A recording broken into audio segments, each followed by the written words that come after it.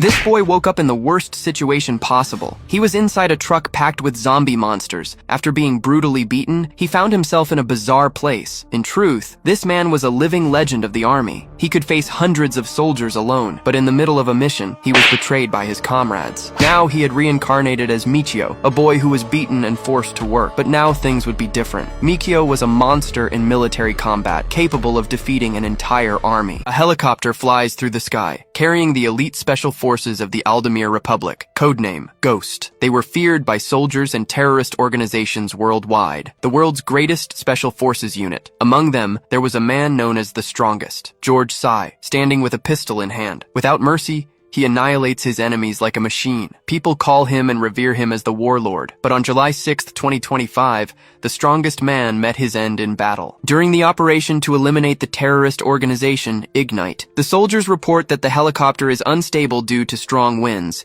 They're changing the drop-off point, but the Ghost captain argues the surprise attack will be ruined. If they proceed this way, half the squad will die. He insists they must continue as planned, but George swings a rope, and Beck demands to know what he's doing. George announces he's going first, and they can meet him at point B. Beck yells for him to wait, but the warlord descends on the rope, crouching on the ground without taking any damage. Then he looks forward coldly. Beck asks if they can turn back, but the soldier says it's impossible. They'll proceed to point B, telling George to just not get himself killed. The soldier keeps moving forward relentlessly, until a light points at his head. The sniper takes the shot. George spins around instantly, using a statue to block the bullet. He prepares to counterattack. He moves out from cover, aiming his weapon, hitting the sniper in the head and arms. The soldier falls from the top of the building, but a gun is pointed at the back of George's neck. He turns, but the assassin tells him not to move. Just as he was about to fire, George elbows his forearm, deflecting the shot. He sweeps the man's heel, then gets behind him and applies a rear naked choke, finishing him off by breaking his neck. George glances to the side, noting that they were still there. The assassins open fire on him relentlessly. George moves, using the other mercenary as a human shield, commenting that this is a pretty rude reception. He points his own gun at them and takes aim, firing nonstop, taking the lives of everyone in front of him. Beck shouts for George to respond if he's okay. He repeats the call as George picks up his radio. Then he heads towards the gate. Elsewhere, at point B, a soldier reports that entry preparations are complete and asks about George, but Beck says there's been no response, and that he was too eager to die. The door suddenly opens. Everyone turns, weapons in hand, but Beck is surprised. George reports that the mansion is secure and he'll leave the intel gathering to him. The soldier sighs in relief. Outside, they comment that he actually did it. He's still a monster, calling him warlord. But Beck calls out to George. He demands to know why he acted alone, stating that those who don't follow orders are useless to the team. George replies that the mission was a success. Besides, if they had forced the operation in that situation, the entire unit could have been annihilated. Beck scoffs and tells him not to talk back. One of the soldiers stands at attention and reports that the commander-in-chief is calling for the captain. Beck says the brat must be rebelling, but George tells him not to get the wrong idea. He did it to repay a favor, since all it takes is to kill the enemy and win. It's not that he wants to rebel, it's for a purpose. Beck considers this for a moment, turning around and telling the brat to just go die. He was heading to headquarters and was counting on him to do only what he was told. George asks what he was just instructed to do. Then he asks what the instructions are. But everyone points their weapons at him, and George questions what this means. The soldiers apologize, saying it was Beck's orders. The protagonist thinks about this. He tries to draw the weapon at his waist, but they open fire, hitting him in the head. George thinks, Beck's orders? And wonders what this means. Does this mean he planned to kill me from the very beginning? But a blonde woman had told George to come back alive. That was Sophia. Suddenly, the protagonist wakes up, wondering what that sound is. There's also the smell of death. He's face to face with a zombie. He gets up, wondering what happened. He was definitely on the annihilation mission against Ignite. The truck's cargo bay opens, dumping all the bodies out towards the sea. George falls, thinking this is bad. The scaffolding is collapsing. He starts to go down with them, but he grabs onto an edge, holding on for dear life. He gasps for breath, fueled by adrenaline. George climbs up, thinking how dangerous that was. That was a terrifying number of corpses, and the stench is awful. Are these the front lines of the bizarre district? He wonders. Two men talk about clearing out the trash first thing in the morning, just thinking of it as feeding the fish in Tokyo Bay. George overhears this and thinks about what it means. Suddenly, a gust of wind blows off his blindfold. George repeats, Japan, his homeland. So, on July 6, 2026, George Sai lost his life and was reincarnated on an island of the purest despair he could ever experience. George wonders what the hell this is. He thought he was in the Middle East. How did he end up in Tokyo Bay? He turns, thinking about clues. It's just a truck. He keeps walking and reaches a forest. He sighs after walking for so long. George thinks he's having trouble breathing. He wonders what happened to his body, so he keeps walking. He thinks he needs to find food and water first. He snaps a branch in half, releasing water, and drinks from it high up in a tree. He reflects that this reminds him of the time he got separated from his team in the jungle. But he notices something different. It was a small, outlying town. George keeps walking through the area. He thinks this must be somewhere around Tokyo Bay. He steps on a used tube of toothpaste, reflecting that this kind of filth shouldn't exist in Japan. But something else catches his attention. He looks into a piece of glass, noticing that this wasn't his face, it was someone else. Then,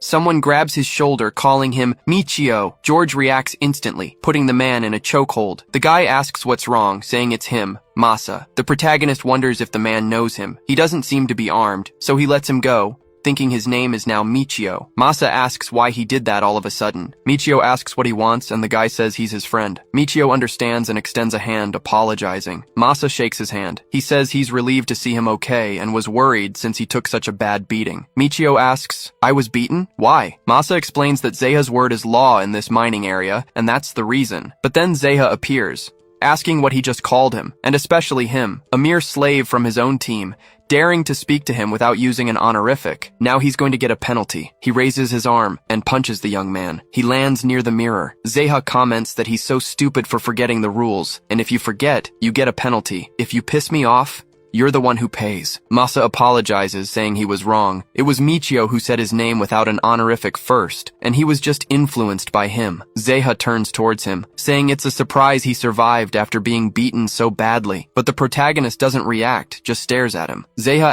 asks what's with those eyes. Looks like he didn't get beaten enough. George still doesn't respond or react. Zeha says that smug look on his face is about to get a penalty right now. He throws a punch, but George dodges it, thinking it was too obvious. His opponent is an amateur. George states he has no interest in attacking civilians, but if he insists on fighting, he will take control of this situation. He ducks under a punch as Zeha tells him to shut up. George lands a punch on his face. Zeha starts to lose consciousness, but he stands his ground, resisting. Then he curses, growing even more enraged. George thinks he landed a counterattack, but the man didn't fall. This body is weaker than I expected, but he still advances toward him. Zeha tries to strike with another punch. The protagonist leaps, thinking that even with this weak body, his elbow should be strong enough to take him down. He smashes his elbow into the man's chin. Zeha reels in pain. He then falls to the ground, and George tells him it's impossible to win. He should take his petty fights elsewhere, unless he wants to die. Then, he turns away. Zeha says he was underestimating him and pulls something from his coat. He draws a knife, declaring that anyone who fights back will receive 100 penalties. George immediately spins around, but a child steps in front of him, yelling that it's too dangerous. Zeha lunges with the knife. The boy shuts his eyes in fear, but the protagonist moves first. He grabs Zeha's knife-wielding arm. He warns him that now that a weapon is drawn, he's prepared to take a life, or lose his own. He fiercely strikes with his hand, hitting Zeha in the neck. Using his leg for leverage, he throws him to the ground. He then mounts the man. The boy screams in shock,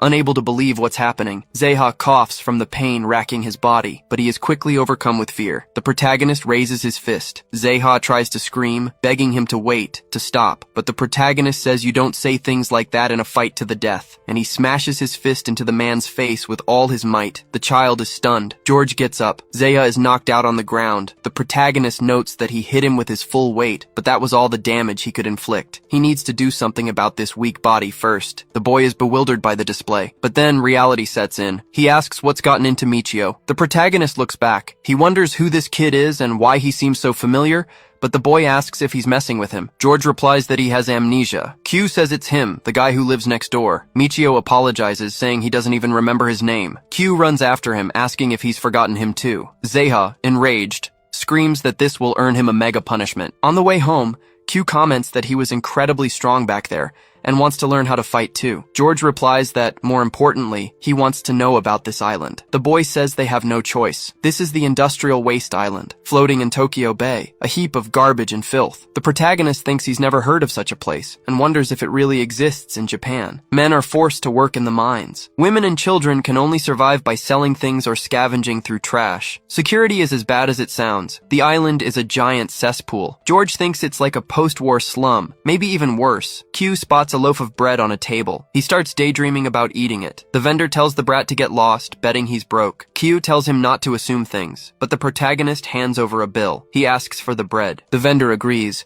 and Q asks if he's serious about giving it to him. George says it's a thank you for the information earlier, and the boy thanks him, but he wants to know where he got the money. The protagonist says it was the spoils from the earlier fight. He won't stoop to taking money from the dead, but in a place like this, money matters. Q says this Michio had become a completely different person now. At his house, he opens the door and announces he's home. They're going to celebrate tonight with his mother since Michio bought this for them. His mom says he should eat too, but Q replies that he's already eaten. His mom asks if he's sure, and the boy tells her not to worry and to eat because she needs to stay strong. Suddenly the protagonist smells something strange. He spins around on reflex. He slams his elbow back to shut the door. Q calls out his name. The protagonist keeps holding the door, trying to open it with all his might. Fire begins to engulf the house. Q's mother starts to cough. The soldiers are setting their house on fire. Zeha declares that for what he did, his penalty will be death. The two inside are terrified. Q asks why this is happening. The protagonist keeps trying to force the door open. He thinks they've been trapped from the outside. It's an ambush. There must be something here. He finds it. Anything in this house can be a weapon. He spots a bag and thinks, that's it. He grabs the bag and turns to the door. Q calls out for Michio, wanting to know what he's doing. The protagonist moves his legs swiftly. He kicks the door open, sending the thugs flying. The miners all shout that he's here, and Zeha tells them he's out, calling him an idiot. They need to surround him from all sides. The protagonist just readies himself for battle. He says it's him again, and asks what their objective is this time. Zeha questions this, asking if it isn't obvious. For the crime of humiliating, defying, and even injuring him, he will pay with his life. The protagonist says he understands. From now on, the hostile threat will be completely annihilated, but Zeha just tells him not to make him laugh. Q and his mother cough from the smoke. They soon notice the protagonist is crouched down. He gives them a finger signal, telling them to run when they see an opening. A miner charges with a knife, asking if he thinks he'll let him escape. But the protagonist grabs some rocks. The miner attacks with the knife but is struck in the head as the protagonist dodges. Everyone is completely shocked. They wonder what he just did. A flail. That was the weapon the protagonist had made. It was improvised, made of leather and small stones. When swung to build momentum, it inflicts devastating damage upon hitting its target. Despite being easy to make, it was frighteningly powerful. This makes it a favorite among elite assassins. A lethal weapon built specifically to destroy the human body. Zeha is completely shocked. As everyone else is defeated, George tells him he's the last one left. Zeha says he's supposed to be just a kid. He charges, telling him not to fool him. However, the protagonist strikes his arm with the flail. The man screams from the devastating pain of a broken arm. He drops his knife to the ground. George walks towards his head. Zeha trembles in fear, but he lifts his head. He stares at the protagonist's expression of absolute hatred. He begs him to wait, saying there will be no penalty. But the protagonist replies that he's sorry, but anyone who threatens his life doesn't deserve to see tomorrow. Just then, Q grabs the protagonist's waist and begs him to stop. He says he can't take his life, that no matter how strong he is, killing someone is wrong. He screams at him not to become a murderer. Zeha starts running away in fear. The protagonist spins his flail, preparing to throw it while the boy holds him back. He hurls his improvised weapon. It only hits a post next to Zeha. The man looks back in terror. George wonders if he really missed. As Zeha gets away, groaning in pain, Q thanks God for being able to stop his friend. The protagonist mentally repeats the word murderer. Later, in a warehouse, Zeha is begging. He asks for permission to punish Michio. He says he beat him and swung a weapon like a madman with no sanity. A blonde man stands up saying that kind of behavior is unforgivable, and Zeha agrees, but he's suddenly struck in the face with a punch. The man replies that a local supervisor losing to a slave miner is utterly pathetic, and that calls for a beat-down level execution. Zeha cries, terrified of losing his life. After the brutal beating, the man pulls back his hand, which is armed with brass knuckles. He repeats Michio's name and says it seems he's worth beating up a few more times. Later, in another house, Q comments on how seriously awful this is. He put so much effort into building that place, and it was destroyed in an instant. He asks what they're going to do now. The mother calls out to Michio,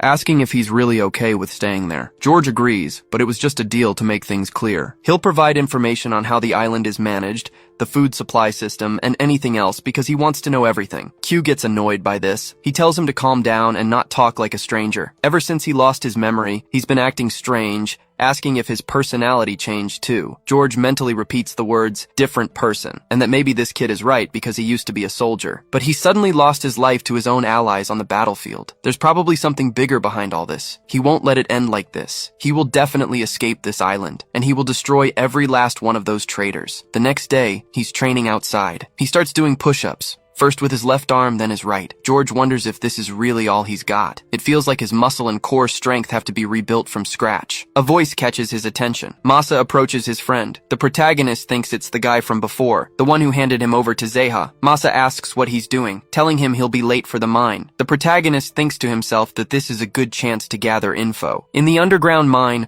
a foreman orders everyone to line up. The subordinates gather and form a line. Two of them get annoyed when they see Michio. He thinks they must be Zeha's henchmen. The foreman announces he has an important announcement today. Zeha, the supervisor in charge of Team G, is dead. This surprises everyone. The director says the one who will replace him is number 8 from Team G, Masa. The young man just points to himself, questioning it. In the mine, they strike a rock with a pickaxe. Mining slaves are forced to do manual labor from 7 a.m. to 11 p.m., working deep in the tunnels under harsh conditions. The environment is brutal and unforgiving. It's slave labor in every sense of the word, pure exploitation. One of the foremen says a man is too slow. He kicks him in the stomach, saying he's dragging them down. The man groans in pain on the ground. Masa puts a hand on his shoulder, saying the other team is the same as always. But here he's the local supervisor, and he won't hit anyone, so they can work at their own pace. The man gets emotional and calls out to Supervisor Masa. The young man comments that he looks exhausted and should rest a bit. Michio watches this from a distance. The other foreman interrupts, asking what kind of joke this is, cause he's just copying his lazy supervisor, and he really hates kind people. He asks if he wants to be disciplined right now, but a pickaxe hits his leg. The foreman yells that it hurts and asks what that was. George comments that his hand slipped, and he apologizes for it. The foreman approaches angrily, wanting to know what his problem is. Cause an apology won't cut it. It seems he's the one who needs some discipline. But a voice interrupts, saying they like this. The two turn around, surprised. The man talks about a fight, cause they can count him in. The miners call out to Kusanagi and comment that the foreman is screwed. The foreman replies that he would never dare challenge him and can't fight him. Kusanagi gets annoyed by this. Then he powerfully launches himself off the ground. He goes for a punch, commenting that if he won't listen, he should lose his life. He strikes him directly in the temple. The two are shocked by the punch. Masa shouts that it was insane power. Michio reflects that it's not just power. He hit a pressure point with extreme precision. Kusanagi turns and asks if he wants to be next, and if he's in the mood for a fight. Michio replies that he doesn't fight without reason, and Masa tells him to be respectful. Kusanagi repeats the name and says, so it's him. He was waiting to see him, and he leaps in his direction. Michio just gets into a fighting stance as the man comes toward him. Kusanagi throws a punch, which Michio blocks with his guard. All the miners are impressed by the flurry of punches. At this rate, Michio is going to die. The protagonist keeps defending relentlessly, thinking that he's too fast and heavy. Precise, too. Everything is top level, but he always leaves a lot of openings in his attacks. Michio plants his foot. He dodges to the side of his arm, surprising Kusanagi, and strikes his opponent's face. Everyone is shocked that he landed a punch on Kusanagi. Michio holds his ground. However, Kusanagi was able to block it and says it wasn't half bad. He's pretty funny. They're gonna beat each other until they lose all feeling. But a voice shouts for them to stop. Everyone turns, not understanding what's happening, but they quickly kneel on the ground, saying that Director Akichi has just arrived. The man keeps walking with a few miners behind him. He pushes his glasses up on his face. He is the director of the mine. Michio thinks he's the one in charge here. Akechi calls out to Kusanagi. The man immediately snaps to attention. Akechi tells him not to break the slaves with these pointless fights, and asks if he wants him to report this to the Marquis of the Blood Pact. Kusanagi trembles with fear upon hearing this. He then says he's put that thought aside, and this is just a small, educational guidance. Akechi says he calls it guidance, when all he does is punch. He shouldn't make him laugh, as no one expects intelligence from a blockhead like him. Kusanagi grumbles about this, and clenches his fist. Akechi asks what the slaves are doing, and if their job is to grovel on the floor, because they should be digging for every second they breathe, unless they want to be thrown out like trash. At 2 in the afternoon, it was lunch break. The protagonist thinks it's cold and tasteless. The other miners say it's not enough, and that the site supervisors have it so good. They get to eat like kings. He wishes he could try a lunchbox like that someday, just once. Then they fall to the ground, commenting on how hungry they are. Masa holds out his lunchbox to the protagonist. He tells him to eat it. Michio looks at the food without responding, but he says he doesn't want it. and Masa asks why. The protagonist replies that he doesn't intend to owe anyone. His friend sits next to him and says it's not about owing him. It's payback for that time he dragged him into trouble. When he fought Zeha, he blamed him. He was just a coward. So he can't just leave it like that. This is the least he can do. A smile spreads across Michio's face. He takes the chicken and says that for a lie, a piece of karag is pretty fair, and they're even, so he should hurry up and eat. But the other two approach from behind him, saying that if Michio doesn't want it, he should give it to them. Masa gives a piece to each of them. A few moments later, the director says they've been planning to sit around and eat for too long, so they should get up quickly and return to their posts. The mining slaves are forced to endure arduous physical labor. They have no human rights. One of the miners collapses to the ground. Masa tries to call out to him, asking if he's okay. He begs him to stay alive, but the foreman orders them to move. Masa is shocked by this. The man is kicked right after. The foreman touches his neck. He complains right before delivering the news. The man had lost his life. He was a member of Group G. Just throw him out. Masa tries to call out to his friend, telling him not to push himself so hard. Even after that, the grueling work didn't stop. The man orders them back to digging. A mere loss of life doesn't stop the work in this place. Human life was worth far less than trash. They leave his helmet on the ground. Michio looks back in anger. The man then rings a bell, announcing that the work for the day is over and they should put down their equipment. Masa sighs, saying it's finally over. But he notices Michio in front of him. He asks how he's still standing, and the protagonist replies that he's used to this level of strain. Masa wonders if this guy was always this tough. The foreman rings the bell, telling Group G to stop slacking off. After the mining is done, they are forced to strip, and forced to walk naked while exhausted. The man orders them not to stop or slow down. To prevent the theft of ores, they are subjected to a full-body inspection. Only after that are they finally allowed to return to the surface. The foreman calls for Group 9. He announces that today's payment is ready. Michio thought to himself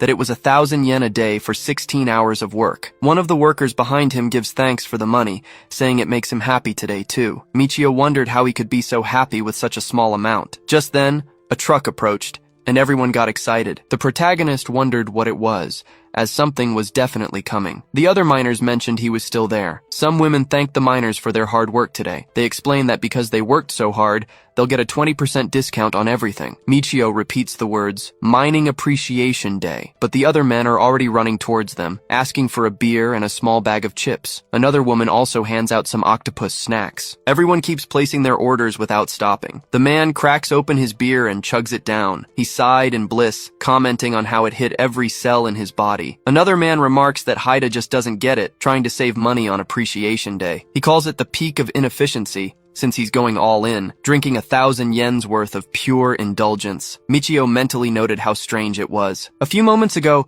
they were all being treated like slaves, and now there's this sudden change in tone. Masa says it must be nice for everyone. Michio asks if he isn't going to get anything, but the young man replies that he definitely wants to, but he swore to save money until he gets the Paradise Pass. Michio questioned what that was, and Masa asked if he didn't remember. They were told about it when they first arrived. The director explained that from that day on, they were slaves, crawling on the earth. They were forced to work beyond their limits, earning just enough food to survive, living worse than cattle. But even in hell, money talks. If you wanted to grab the spider's thread, you had to save up 1 million yen. The Paradise Pass was what would guarantee their freedom to leave the island. Everyone cheered at the chance to escape, vowing to save their money for it. That man said he would see the outside world again, but he was the same one spending money on beer, saying he was back to life. Masa says that's when he made his decision. No matter how much he gets beaten or collapses from exhaustion, he won't spend a single yen. Michio thinks he understands now. Even in these hellish conditions, there's no rebellion because of 2 carrots dangled in front of them. One is the carrot of hope. The other is the carrot of pleasure, where people drown themselves and forget about hope. The mine officials and whoever is behind them know this, and it disgusted George to no end. The young man looks at his money. He asks how much more he needs for the Paradise Pass, and Masa questions why he's asking. He says he'd never tell him, but Michio tells him to relax, promising not to leak his information. He holds out the bill,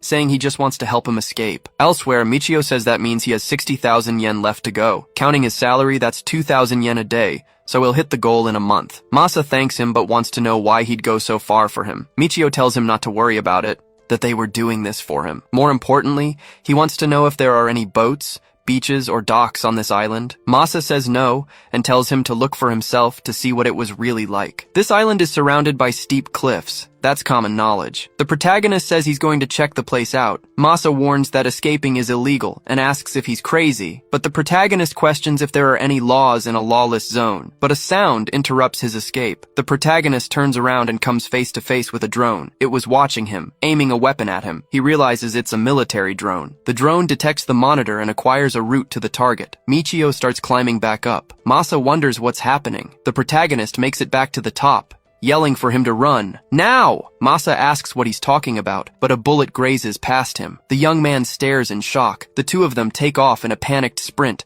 driven by fear. That drone keeps firing relentlessly at them, but its shots only hit the ground as Masa screams. The chaos continued. The protagonist looks back, thinking that the drone was an SG Nemesis 1.0. It targets anything that moves within its detection radius. Once it locks onto a target, it considers it a threat and will hunt it to the end. Its nickname was Mad Stalker, a slaughter weapon that made even seasoned soldiers tremble. The shots get closer, and Masa wonders what's going on. Michio notices a bullet hit the wall. The protagonist plants his feet firmly on the ground. He turns to the side, and Masa comments that there's no way out. The protagonist just tells him to come with him. They continue through the forest. The drone hovers for a few seconds before pursuing them again. It moves sideways through some trees. Michio thinks, just as he expected. Its tracking capabilities are also highly specialized. He tells Masa to hurry up, as he's falling behind. The young man says he can't run anymore, but the protagonist tells him to keep going or he'll lose his life. This is bad. At this rate, they're going to get shot. Then,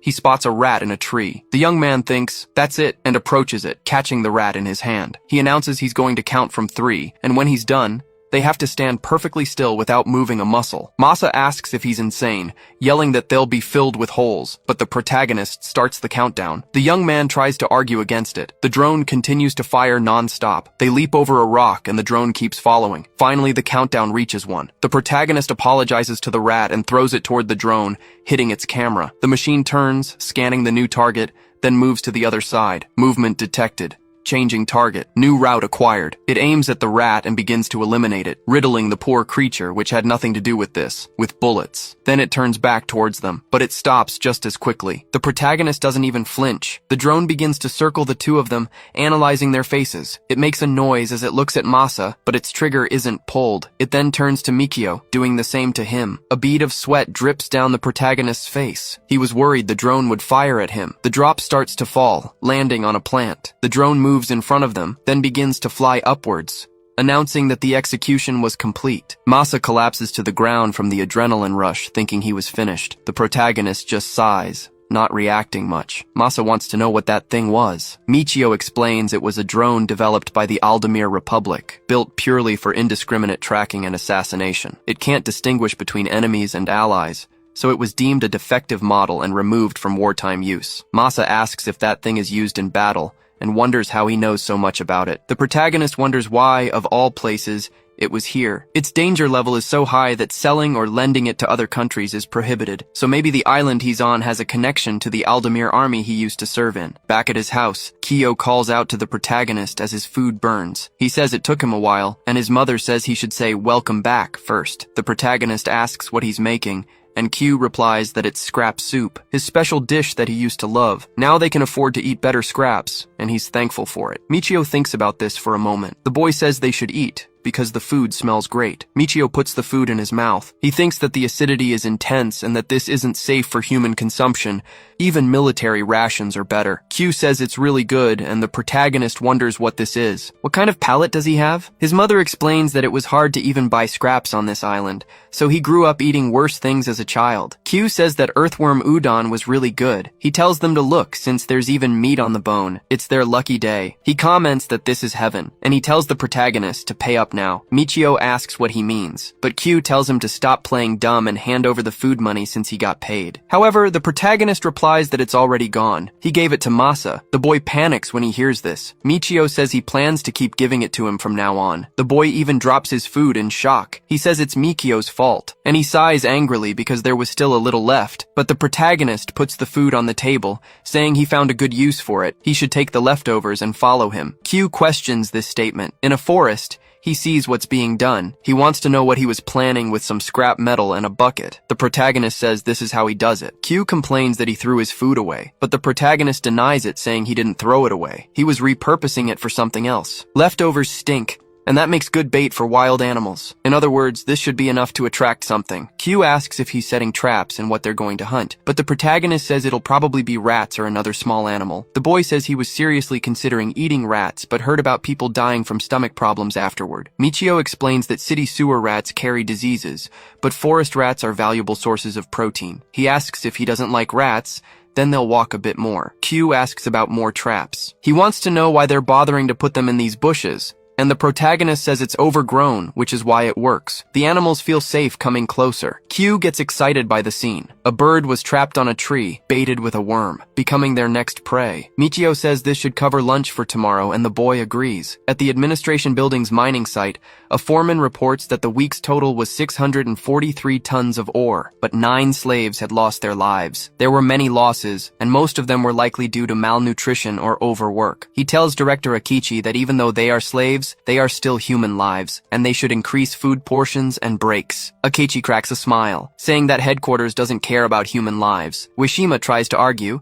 but Akechi tells him that's enough and not to make him repeat himself. As long as production increases, his evaluation goes up, and he'll reach the top faster. He won't stay on this garbage-filled island forever, and he doesn't care how many slaves lose their lives. They'll keep using them since mining is the priority. Ueshima just says he understands, sir. Akechi says it's time for the next report. One of them reports that goods sold amounted to 2.5 million, with a 90% recovery rate. Those guys were eating and drinking like idiots again this week. Akechi replies that by chasing the carrot dangling in front of them, they fell into the trap and are no smarter than animals. He asks if there are any other reports. The man says yes. He heard that number 8 from Team G was aiming for the Paradise Pass. The others start laughing at the idea of a mining slave saving up 1 million yen, saying it's never happened before. Akechi smirks, repeating, number 8 from Team G. Masa then knocks on the door, asking if he's awake. The protagonist says he's right outside. Masa peeks his head out of the room. He's immediately surprised, because the protagonist is doing some exercises. He asks what he wants. Masa replies that he thought they were going to work together, and wants to know what he's doing. The protagonist comes down, asking if it isn't obvious. This body is too weak. If he wants to reach his goal,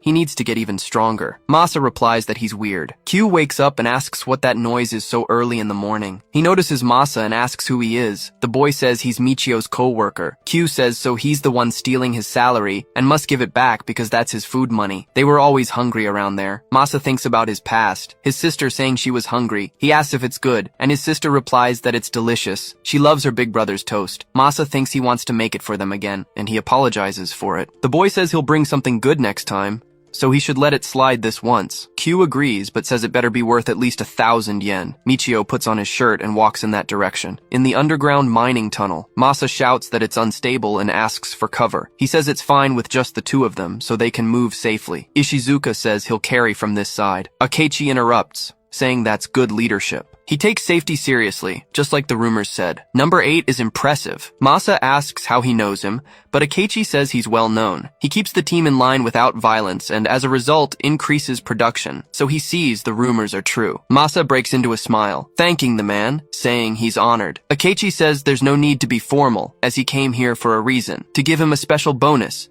since he's shown so much potential. A reward boosts motivation, and Wishima just sighs angrily. Michio notices this from a distance. Akechi says giving it to him in public is dangerous. You never know who's watching in a place like this, so he should come with him to a safer place. Masa asks if Michio heard that, saying maybe they can save for the Paradise Pass faster. The protagonist says he has a bad feeling about this, and that he should be careful. Masa replies that he's overthinking it and should just gratefully accept what's coming. Then he leaves, saying he's been waiting for this. Kusanagi says he's Michio, and if he's worried about his friend, he's throwing a party at his house right now. Michio keeps an angry expression nonetheless. Masa announces they're arriving at the house. This is his place, but it's too dirty for fine visitors like them. But the man says it's perfectly fine, and a sealed room works better for them. Masa says he's glad and tells him to come in. Apologizing, he says he'll make them some tea. He smiles and tells him to make himself at home. But Akechi complains immediately, saying it's dirtier than he imagined and his nose is going to rot. Masa is surprised by this. Akechi orders his subordinates to search now. They start rummaging through the boys' room. Kusanagi punches him in the stomach. Masa falls to the floor, coughing. Then one of the subordinates sits on his back and holds his arms. Masa asks who he is. Akechi says he was trying to buy a pass to Paradise, and he wants to know where the money is. He doesn't like to waste time. If he talks now, he'll only lose the money. Masa says, "No way! The special bonus was a lie?" Akechi says he's just confirmed that slaves are idiots. Masa realizes he's been tricked and says he has no money, as he's just a slave. Akechi comments that he still intends to waste his time, and orders his subordinate to get taking a pair of pliers from his pocket. Masa wonders what he's going to do, with the pliers gripping his tooth. The boy starts screaming and begs him to wait, but the tool moves to pull out his tooth. Akechi tells him to just do it, and so, Masa's tooth is pulled out. The boy writhes in agony. Akechi asks if he didn't tell him so. If he had just talked, he would have only lost his money. Now he must choose. Tell them where the money is, or lose something else. At the mine, everyone comments that Foreman Masa hasn't returned yet. It seems that damn boss took a liking to him and is probably partying or something. Michio notices Washima approaching and thinks, this guy, he was with Akechi. Michio approaches, asking where Foreman number 8 is. Washima says he doesn't know, but the protagonist wants to know what they're plotting. The man turns his face away without answering, telling him it's better not to get too involved. After all, you have a place to return to. At his house, Masa's screams can be heard. They keep pulling out his teeth, one after another. Then they pause for a moment to let Masa breathe. Akechi says if this continues, he'll never be able to eat again, so talking now would be the smartest move. Masa keeps saying he doesn't know. Akechi questions him, you won't say where the money is? Can't even make a simple decision like that? Fine, I'll show you some pity. He grabs another tooth with the pliers and brings them close to his mouth. Masa wonders what he was planning with this. Then they shove the pliers, with the tooth, into his mouth. Akechi says that his tooth was now back in place, and that was good for him. But now, they're going to perform the extraction and reimplantation again. Clapping his hands, he orders his subordinate to extract it once more, and then to implant the tooth again. He repeats the same command a few more times. The subordinate smiles sickeningly. Masa just agonizes as the director looks on happily. Hours pass and he's lost all the teeth in his mouth, so Akechi asks if he still wasn't in the mood to say where the money was. The young man breathes heavily. Remembering his sister, he decides he'll never give up the money because he needs to get off this island. His sister in the hospital apologizes, saying she bet the surgery cost was very high. But Masa had told her not to worry because he found a good job, and he was going to earn a lot to buy a souvenir for Yui. Masa thinks that if he doesn't go back, his sister will be all alone, and he can't let them take the money. Akechi gets annoyed by that look. He says he's just a slave and can't keep acting so tough because he's going to lose all his teeth. Masa replies that he has no money. Akechi gets angry, calling him a stupid, brainless piece of trash. But Kusanagi steps in, kicking his subordinate away. Akechi questions what he was doing. Kusanagi replies that he won't talk this way. The director wants to know what he would do. The blonde man grabs Masa's shirt and says he was just finishing what he started, and he has to say he was impressed. He then swings his fist with full force, hitting Masa's stomach without any mercy. The young man writhes in pain from his fractured rib. Kusanagi says that even after all that, he didn't talk, and that's what a real man is. That's what makes it fun to beat him. An overwhelming brute force that shatters bones in a single punch, and a violent nature that truly enjoys hurting others. The pain and fear were so intense that Masa wished he could beg to have his teeth pulled out instead. Kusanagi tells him to just lose his life now. Masa closes his eyes, thinking of his sister. Yui had said she didn't need any souvenirs and was just happy her brother was back. Then he's struck by the fist. Akechi says it looks horrible and it must hurt, and that if he just talks, Kusanagi will stop. But Masa is struck again in the face, remembering Yui saying she loves her big bro. The young man is thrown backward. Akechi tells him to just say where the money is, but Masa steadies himself on the ground, saying he doesn't have any money. Akechi replies that he was right then, and that Kusanagi could take his life. At the same time, Michio runs at full speed. He angrily throws the door open, but he's surprised by the scene. Masa was completely wounded on the floor. He just calls out his name. The protagonist is shocked. Masa continues to groan on the floor. Michio notices fractures from the 6th to the lower ribs. His breathing was abnormally fast, so the broken rib must have punctured his lung. Nasal bone and orbital fracture, in addition to multiple skull fractures, stab wounds and lacerations in his mouth with numerous lost teeth. Weak pulse with aortic damage and traumatic shock. No matter how severe it was, he wants to know what kind of person could do something like this. Masa says he was right about the warning, and that bastard wanted his money, but he decided to protect it until the end, and Michio replies that he understands. Masa says he won't be able to use the money anymore, so he's giving it to him. Michio says he doesn't accept favors so easily, and he should wait until he's healed to use it himself. But Masa grabs his hand. He tells him to just take the money. He knows he's dying, but if he doesn't give it to him now, the money will be lost. He needs to get closer to here. If he leaves this house and goes straight, he'll see a large tree with a gash in it near the coast. The money was buried in the ground. He worked so hard to save that money, but he's giving it all away, and in return, he has one request. When he gets off this island, he has to find his sister. Michio asks about his sister. Masa just remembers her wishing him a happy birthday. He says she had cut the fabric from her own skirt, even though it was her favorite. Yui replied that she just wanted to give it to him because he always worked so hard. Back in the present, Masa says she's a good girl, so please, he must find her. Michio says he can't make that promise, but Masa grabs his arm and begs, saying her name is Yui Honjo, and if he finds her, he must tell her that her dumb big brother never forgot her, not until his very last moment. Then he thanks him for everything. He loses his life right after. The protagonist looks at the young man, then he places a hand on his forehead, finally closing his eyes. Masa's tears fall as he remembers his sister. The protagonist walks out of the house with the body in his arms, heading straight ahead without thinking, to the tree he had indicated. The protagonist begins to dig with effort, pulling a box from the ground. He takes out several bills saying Masa's name and that he had accepted the money. Then he removes the ribbon from his arm,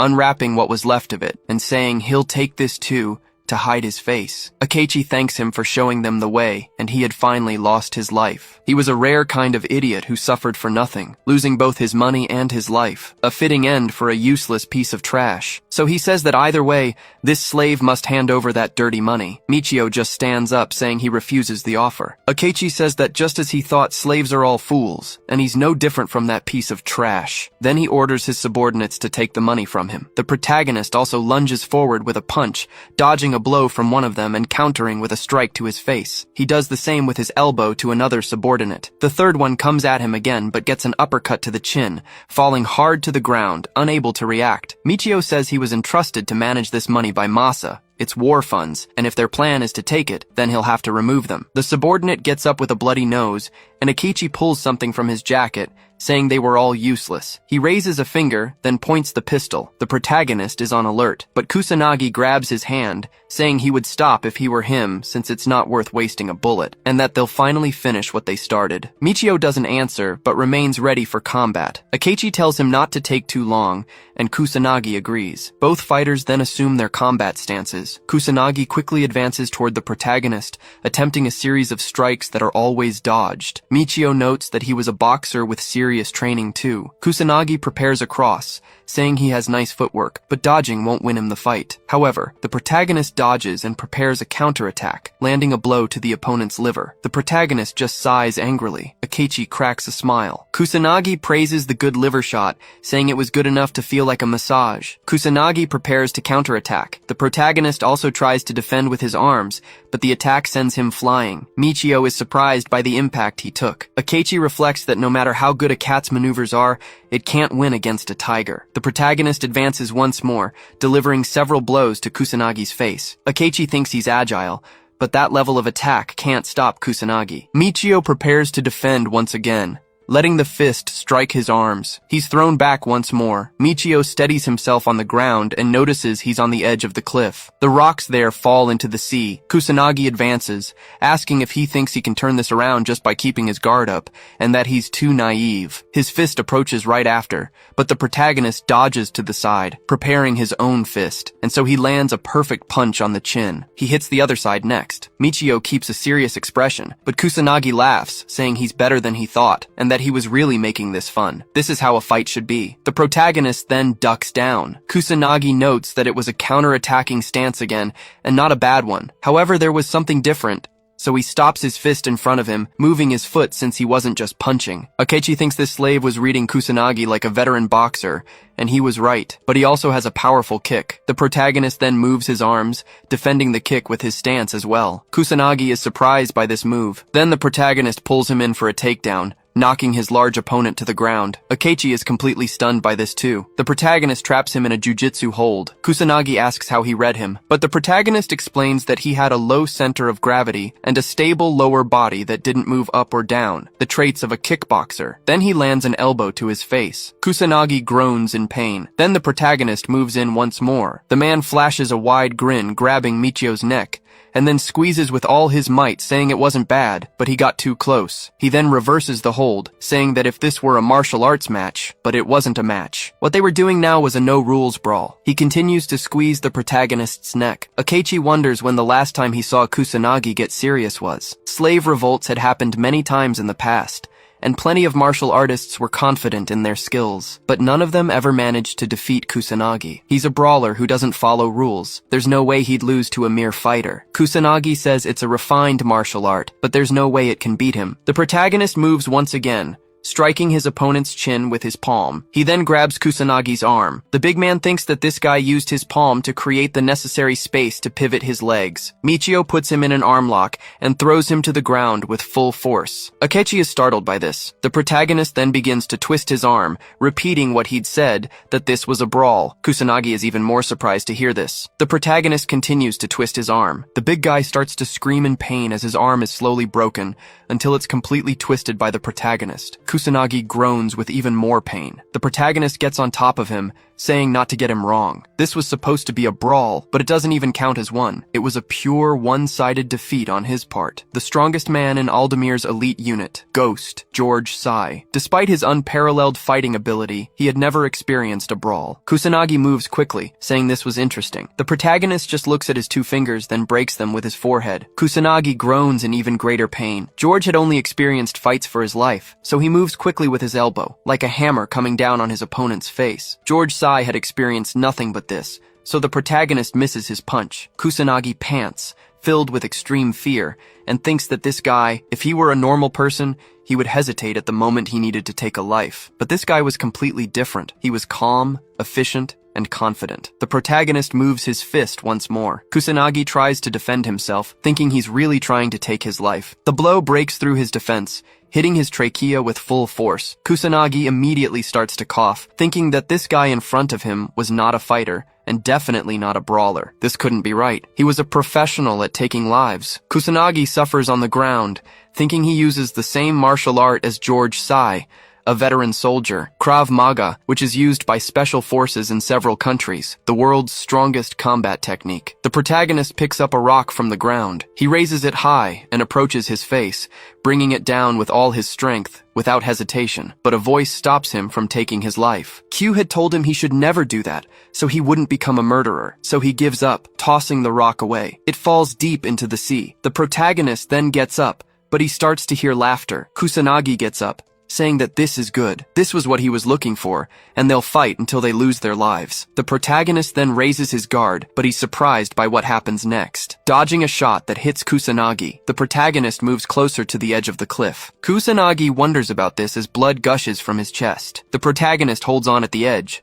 sighing with exhaustion afterward. Akechi complains that he missed, but at least he can punish a loser. Kusanagi gets even angrier at this. Akechi tells him not to get angry, because it's only natural for a useless mutt who couldn't even defeat a slave to be discarded. The brute gets even madder, running towards his boss. Akechi keeps shooting, telling the damn dog not to move. He shoots him, but Kusanagi doesn't stop. Akechi fires once more, hitting his ribs and arm, but he thinks it's impossible, and wonders why he won't stop. Kusanagi closes in with a punch and tells him to go to hell. Akechi gets even more irritated, shooting the brute in the forehead. His fist finally stops in front of his face, and he starts to fall to the ground, landing at Akechi's feet. The director starts to laugh nonstop. Then he kicks his face, saying he was a persistent mad dog who finally died, and continues to stomp on Kusanagi's body. He asks how long his other subordinates are going to stand around and tells them to get up. Kusanagi lost his life to the slave who stole the weapon, and they must tell this to the blood-packed knights. But now, beyond that, the one responsible for taking Kusanagi's life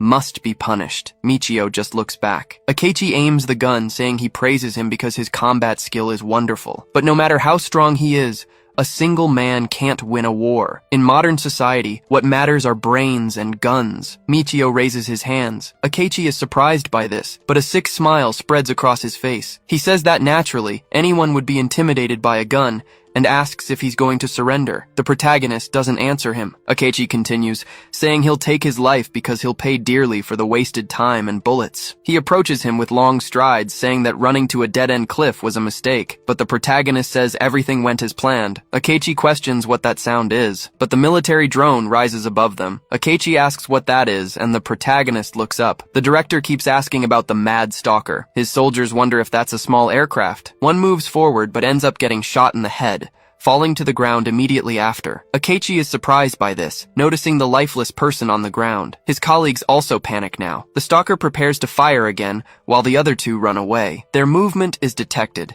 and the target is locked for pursuit, with the intention of eliminating the target. Michio keeps repeating that it's the Mad Stalker. It intensely tracks anything that moves, and the men cry out for someone's help. The drone moves a little more. It eliminates people without fail. Akechi keeps aiming at Michio's head. The protagonist thinks that this man, he hasn't moved since the drone appeared, and wonders if that means he knows about the Mad Stalker. The two stare at each other without saying a word, but the drone moves towards them. Akechi sighs, even angrier. He thinks that he lured them to the Mad Stalker and wonders how a slave would know about it. It doesn't matter now. This guy crossed the line, so he has to go to hell. Mikio says that if he knows how the drone works, then he also knows if he pulls that trigger, he'll be one of the ones to get shot. Akechi is completely stunned to hear this. The drone turns towards the two of them. Akechi thinks he's bluffing because that small movement won't trigger it. The protagonist says to go ahead and test it, then he'll know for sure if it's a bluff. The director hesitates to act. The protagonist asks if he's going to hurl insults as usual, but in the end, he's too scared to even move his mouth now. Akechi says he's going to take his life for insulting him, a crime punishable by death. Moving a finger a few centimeters should be safe, but the drone buzzes near him. Akechi still wonders how it will react. The drone moves a little more. Michio thinks it's true, but he's not sure if it will trigger a response. All he can do now is wait. Soon, the crazy stalker will think the job is done and disappear. When that happens, he'll dodge the bullets and take him down without any mercy. The drone stops between the two of them. The director trembles while cursing at him, wondering what he should do now. The night wears on, with a wind blowing towards them, making their hair sway. The drone moves quickly to the side. Akechi cracks a smile, thinking this is his chance. He fires at the protagonist repeatedly without stopping. One of the bullets hits his arm, forcing him to move. The drone detects the movement. The protagonist is now locked on for pursuit. He moves quickly and starts to run. That drone aims to eliminate the target, firing at the protagonist as he runs. Mikio heads towards the cliff.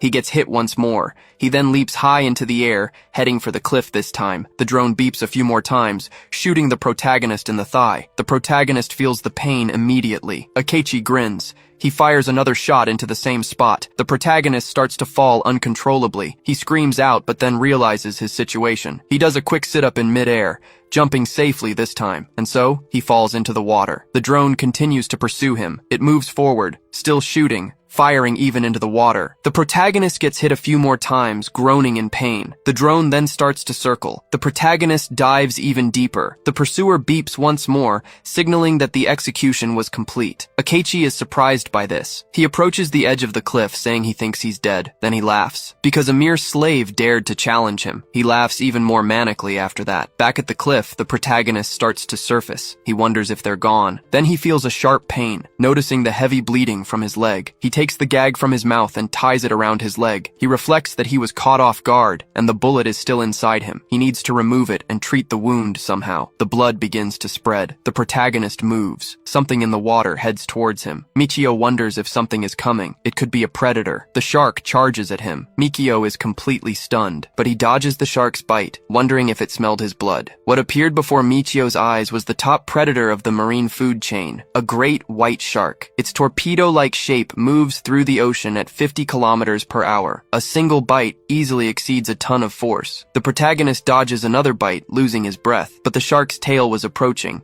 striking the protagonist as he tries to avoid it. Michio thinks this is bad. He's lost a lot of air, but the shark circles around him. Michio returns to the surface, catching his breath as the shark comes back around. He prepares himself once more, descending back into the water. He opens his arms wide, staying still in front of the shark. They are ambush predators. They hate being noticed by their prey. He emanates a killing intent, willing the shark to disappear, but his wound is still bleeding. The shark senses it and opens its mouth, charging toward him. The protagonist thinks it smelled his blood. He needs to aim for the vital points. What Michio was aiming for was the tip of the shark's nose, the ampullae of Lorenzini, its special sensors. It was a shark's weak spot. The protagonist wonders if it worked, but the shark keeps advancing, hitting his stomach. Then the creature lunges at him with its mouth open. Michio thinks it didn't work. There's too much of a difference in their physical strength. He falls back into the water again, suffering from the pain in his body. He goes to the surface to catch his breath. Michio wants to know where the shark is, but the animal was coming from behind him. Michio turns in surprise. The shark opens its mouth, tearing off a piece of his clothes. The protagonist tries to catch his breath, but in front of the ocean's greatest predator, human strength is useless. He realizes he's running out of air. He's slowly losing consciousness. There was no other way. So if this is the end,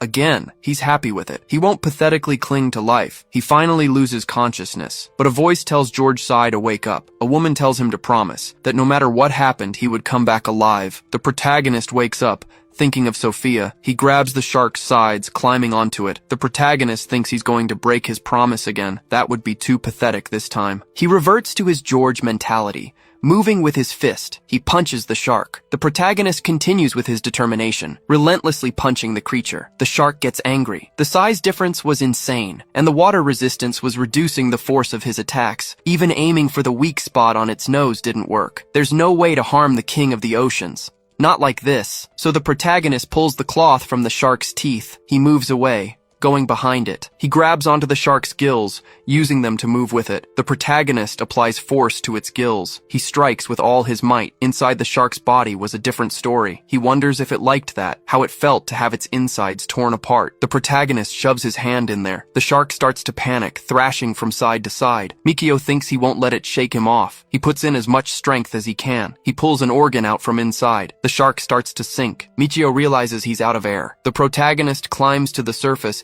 taking the deepest breath he can. He slowly recovers. The shark surfaces behind him. Mikio turns, wondering if it's still coming. The shark charges at him. The protagonist panics. The shark opens its mouth, coming right for him, using its last ounce of strength. The protagonist doesn't react, but the shark collapses in front of him, sinking into the ocean. It goes down to the seabed. The protagonist breathes heavily as the adrenaline wears off. He looks up once more and thinks that Sophia saved him, but it seems he's been dragged far out into the ocean. He needs to get back to the industrial waste island quickly and treat these wounds. Then, the protagonist loses consciousness, left helpless in the sea. He gets up a moment later, coughing. He thinks he's out of energy. He was very cold and had lost a lot of blood. He wonders if he can really make it back in this condition, but a light shines on his back. The protagonist turns around. He sees the sun rising on the horizon. He says it's already morning. He notices a branch next to him. He thinks that's a good sign. He swims over and grabs onto it. He climbs onto the branch to rest. He lies there, trying to recover, breathing heavily. The protagonist grits his teeth,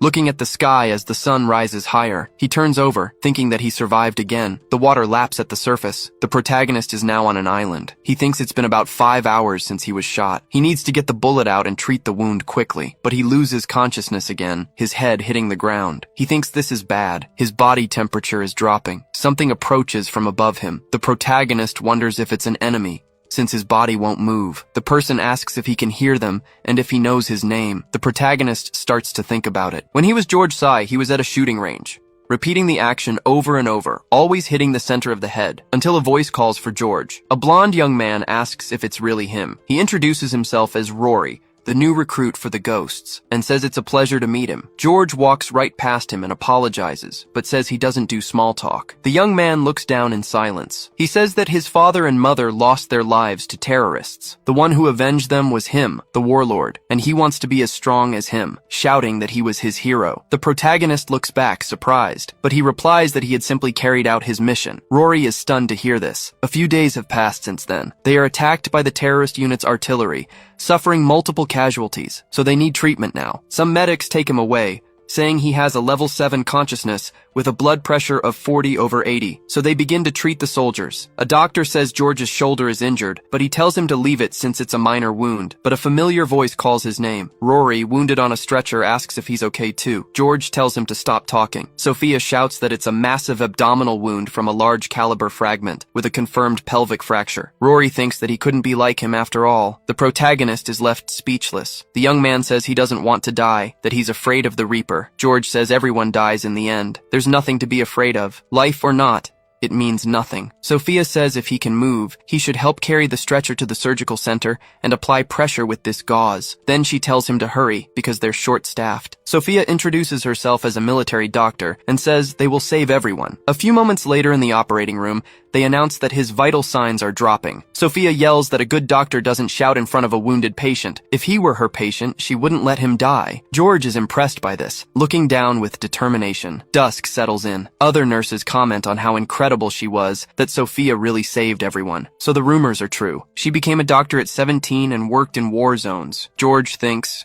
so that was the doctor's name. But Sophia taps his shoulder with a bottle, saying this is a bribe. She asked for help from a non-medical person, which could get her in trouble. If he says anything, she'll be screwed. She then takes a sip from the bottle and celebrates, saying it was awesome. George is surprised by this. He asks if Rory will pull through, and Sophia replies that it's hard to say if the chances are good, but she's seen people make miraculous recoveries many times before. George asks if she doesn't think it's all pointless. Even if she does everything to save them, the soldiers will just go back to the front lines again, and he wants to know if it isn't futile. Sophia replies that even so, she still wants to save lives. She takes another drink. Just then, a doctor approaches, calling for them, shouting that Rory has regained consciousness. Sophia is happy to hear it, so the two of them head over. She asks Rory how he feels and if it hurts. The young man says yes, and Sophia tells him not to be in such a hurry to die. George is surprised by this, thinking about him saying he didn't want to die, and then about Sophia saying she still wants to save lives. The girl breaks into a smile, and the protagonist thinks for a few moments. Sophia examines his shoulder, removing the bandage. She says he's been taking good care of it, as the swelling has gone down, and there's no sign of infection. It's fully healed. Then she asks if he can buy her a drink as thanks for the treatment. George asks what kind of penalty this is, and Sophia wants to know why drinking with her is a penalty. Everyone shouts that they've gotten close recently and must have already kissed, and they say they want to buy Sophia a drink. Besides, the warlord is more laid back than he looks. The girl sighs right after. Just then, Rory calls for George, saying he has made up his mind. He's leaving the Phantoms. George replies that it's a serious decision, and with his skill set, he'd never make it out. Rory replies that he's probably right. Sophia saved him just now, so he owes his life to her. Honestly, he didn't expect this. He thought squads like this would be crueler. The protagonist thinks that he felt the same way, and had never experienced an atmosphere like this before, and she was the one who made it happen. Even on the battlefield, laughter can echo. Soldiers have their moments of peace. But for George Tsai, this could be his final moment of rest. A few days after all this, Sophia asks what happened. Beck says it was cardiac arrest, and that she has to bring the guy back to life no matter what. Sophia replies that she understands, and they need to take him to the surgical center now. George notices this from a distance, watching the body being carried past. He notices a wound on the forehead, but he remains silent about it. Outside the center, the protagonist thinks that this burn scar was caused by some kind of high electrical voltage being forced through the body. He then asks if the enemy from before was a spy from a hostile nation, and Beck says he's as sharp as ever. The protagonist says he always gets information from them at the last second, but inducing cardiac arrest just for that doesn't fit his style. Beck says it was Ryan, the electrical ops guy, who messed everything up. He was in charge, so it's his fault. George asks if he wants him revived then, and Beck says there's still a ton of information he wants to get out of him. The protagonist wants to know who he was. Beck hesitates for a moment, but he reveals that he's a financier and arms dealer, an underworld titan named Saeed Arash, a high-ranking executive of Ignition. The protagonist is stunned. Clenching his fist tightly, he thinks of Ignition. For 16 years, George had never forgotten that name, not even for a moment. Back when George was just Joji, the boy asks to eat that fruit, and his father follows him, saying that they'll give it a try. A family trip to the Republic of Aldemir Aldemir, the only time his workaholic father ever took them anywhere. It was only 5 short days, but for Joji, it was supposed to be a completely irreplaceable memory, or at least it should have been. Everyone runs after the explosion of a terrorist attack. On that day, a random attack occurred, killing and injuring more than 200 people. His father tells him to hurry and get as far away as he can. George looks at his father, who was lifeless on the ground. He tries to pull his sister's arm, but ends up falling backward, still holding her arm in his hands. The Japanese news reported 2 national losses and 1 missing person, but the boy would never understand. The president of the Republic of Aldemir made a statement about the attack. Today, we declare this an act of war. They have taken many of our lives, and they are the worst kind of terrorists, but we will never forget the name of the organization called Ignition, back in the present at the training center. Beck says that for 16 years since the attack, they've never been able to get a lead on Ignition's trail, but they've finally found their hideout. George gets angry at this. Beck says orders will be coming soon, but he's telling him now. His next mission is the operation to annihilate Ignition. The protagonist thinks that he was weak back then,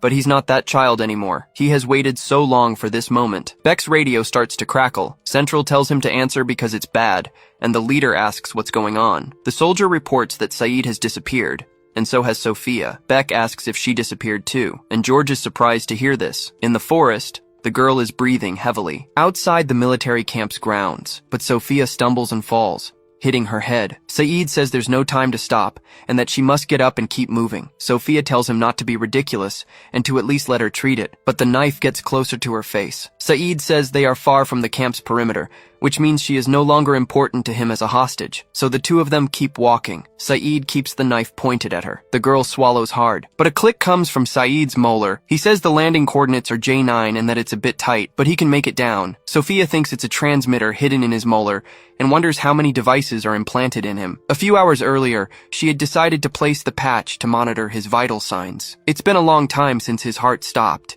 and in cases like this, revival is unfeasible, wondering how he was reviving. This doesn't make sense because they haven't even started treatment yet, and maybe he never had a heart attack to begin with. Sophia turns and says the man is still alive, but blood splatters on her face. Sophia watches the scene in fear. Saeed takes his nurse's life. The woman coughs, while his expression remains serious. Sophia is now in a full-blown panic, but Saeed tells her not to scream because he has a heart rate suppressor implanted in his chest. He has suppressed his heartbeat to undetectable levels unless she uses precise equipment. A very convenient device right now, but it has a downside that causes terrible nausea after use. Sophia becomes even more scared. Saeed says to please not scream, since when someone wakes up in a bad mood and hears screams, it makes them want to take someone's life. Besides, he planned to use her as insurance to escape this base and will take her hostage. He asks if she will come with him, but says he won't force her, pointing the knife at her face. Because if he doesn't have insurance, it's not really a problem for him. Sophia starts crying. Back in the present, she thinks about the Ignition terrorist group. Their technology is far more advanced than she expected, but that's not the worst part. What was truly terrible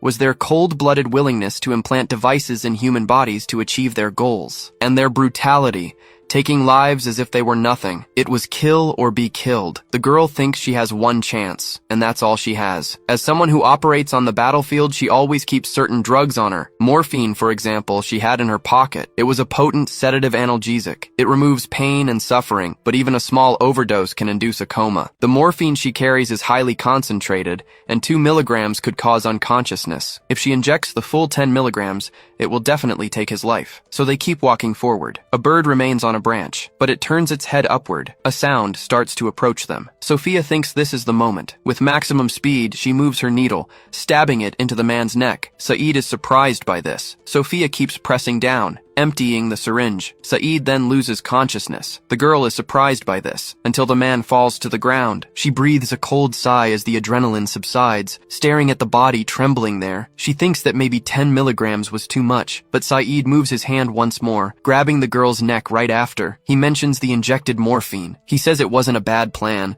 but he can build up a resistance to drugs this way, and she should know that. If you overdose repeatedly since childhood, that's what happens. And Sophia thinks it's insane. Saeed says it's been a long time since he had morphine, and it feels pretty good, so he thinks he will dismantle her now. No analgesics left, by the way. She used it all on him, so it's her fault. Then he touches his chest, saying that a life is only borrowed. Sophia is confused by this attitude. Saeed continues, saying that the soul is only entrusted. Then he calls out to his lord, asking him to take them, and then he cuts Sophia. The girl closes her eyes in fear, but then she looks down, seeing that he had only torn her clothes. She gasps, even more afraid, but Saeed touches her face, telling her not to be afraid because fear settles in the flesh. For example, if cattle feel fear before being slaughtered, the meat becomes tough. That's the stress hormone at work. The color of the meat darkens, the texture hardens, and the taste deteriorates. It's a complete waste. After caring for it so lovingly for 2 or 3 years, for a prized meat to become ugly and horrible, he then begins to cry while still holding Sophia by the neck. Saeed sighs, catching his breath. He wipes his tears, telling her not to be scared, because he will cut silently and as gently as possible. Then he asks her to smile, and Sophia just thinks that he's a monster. The knife then approaches her. The woman keeps thinking that he was a monster in human skin. Then the blow comes closer to her. Sophia just closes her eyes in fear, but blood drips to the ground,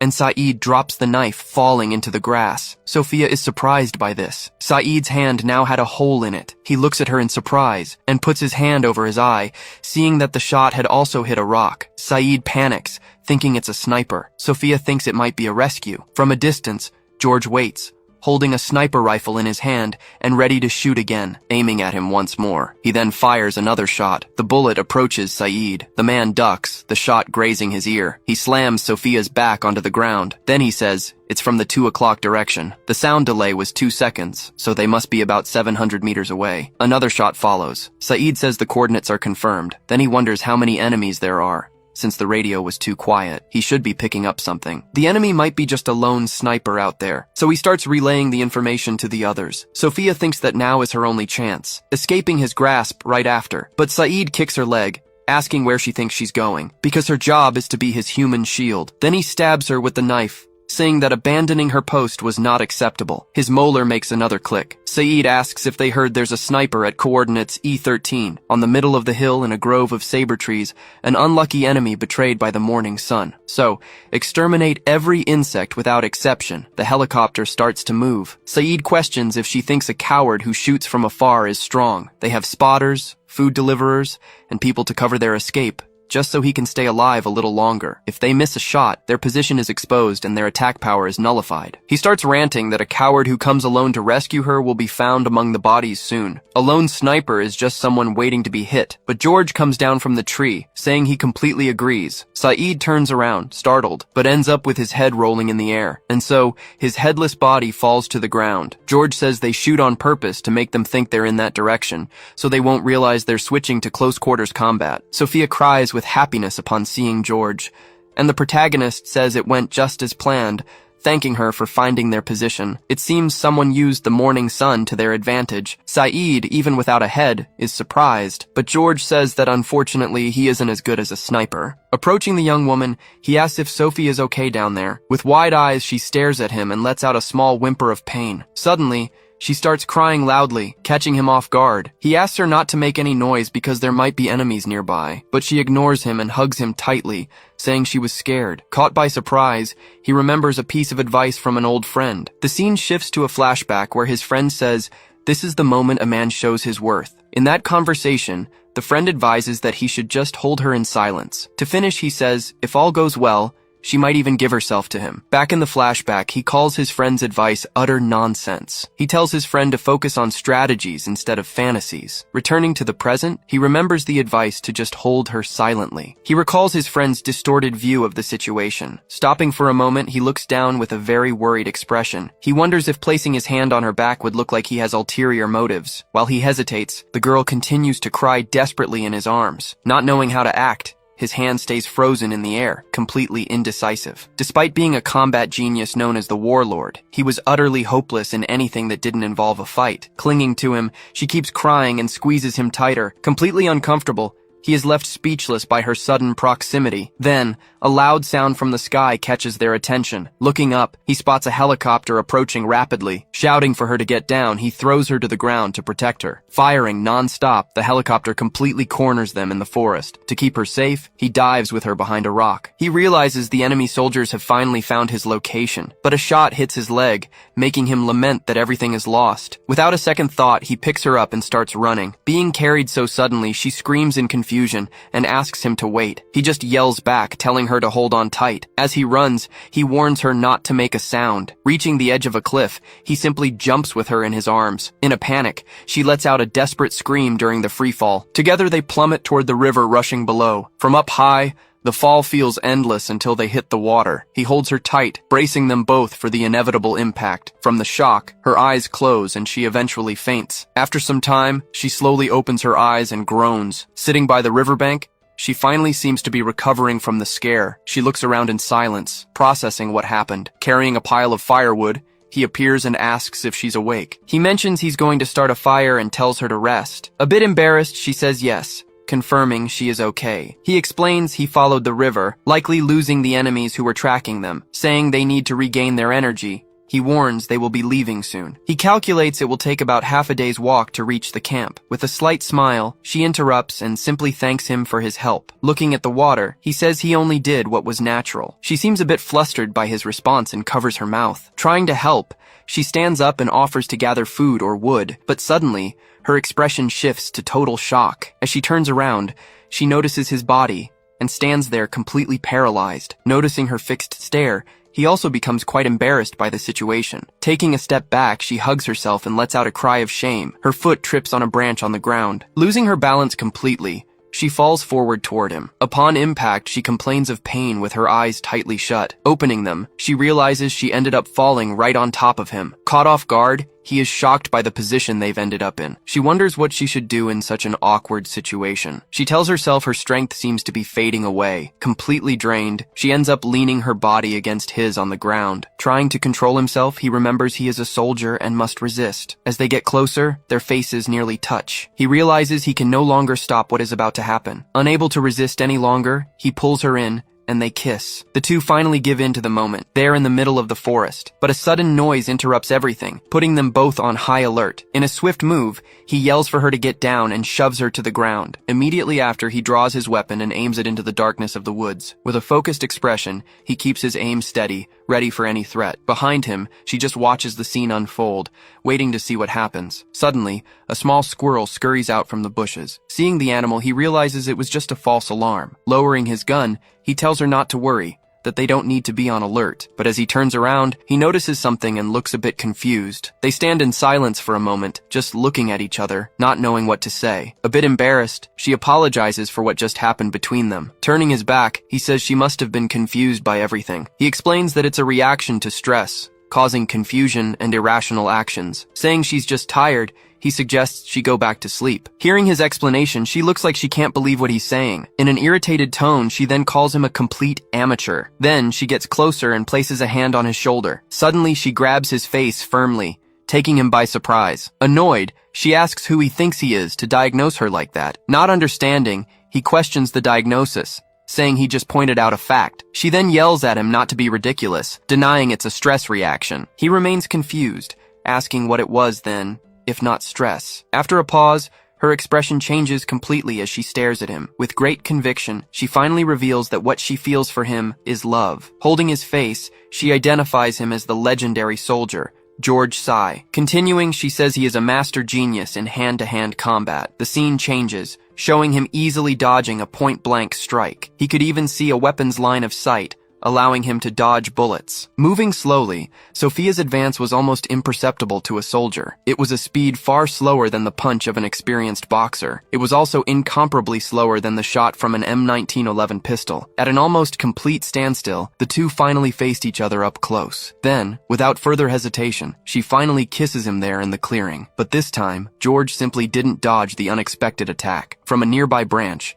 The squirrel just watched the curious scene. Unlike before, he couldn't stop what was happening between them. Going back 30 days, the scene shows George's last mission. Waking up startled, a young man finds himself in a very unfamiliar place. Sitting up in bed, he realizes he's tied down by several strange restraints. He looks down at his body, trying to understand what's happening. Confused, he asks out loud where he is. Just then, a woman appears, looking surprised to see him awake. Stirring a pot, she comments that he has finally woken up. Turning to him, the woman asks how he's feeling. With a shocked expression, he recognizes her and asks if she's Sophia. But as he looks closer, he realizes something is very wrong. Then, another woman appears, warning him that he can't get up because he's lost blood. On a tray nearby, several surgical instruments are seen on the table. Holding a scalpel, she says that in any case, it would be impossible for him to stay awake. He just stares at her, completely confused by the strange situation. She then dips the tip of the scalpel into a small jar of liquid. With a quick motion, she flicks the substance at him. Feeling a jolt, he begins to thrash violently on the bed. The restraints on his wrists and ankles hold him down tightly. Despite struggling desperately,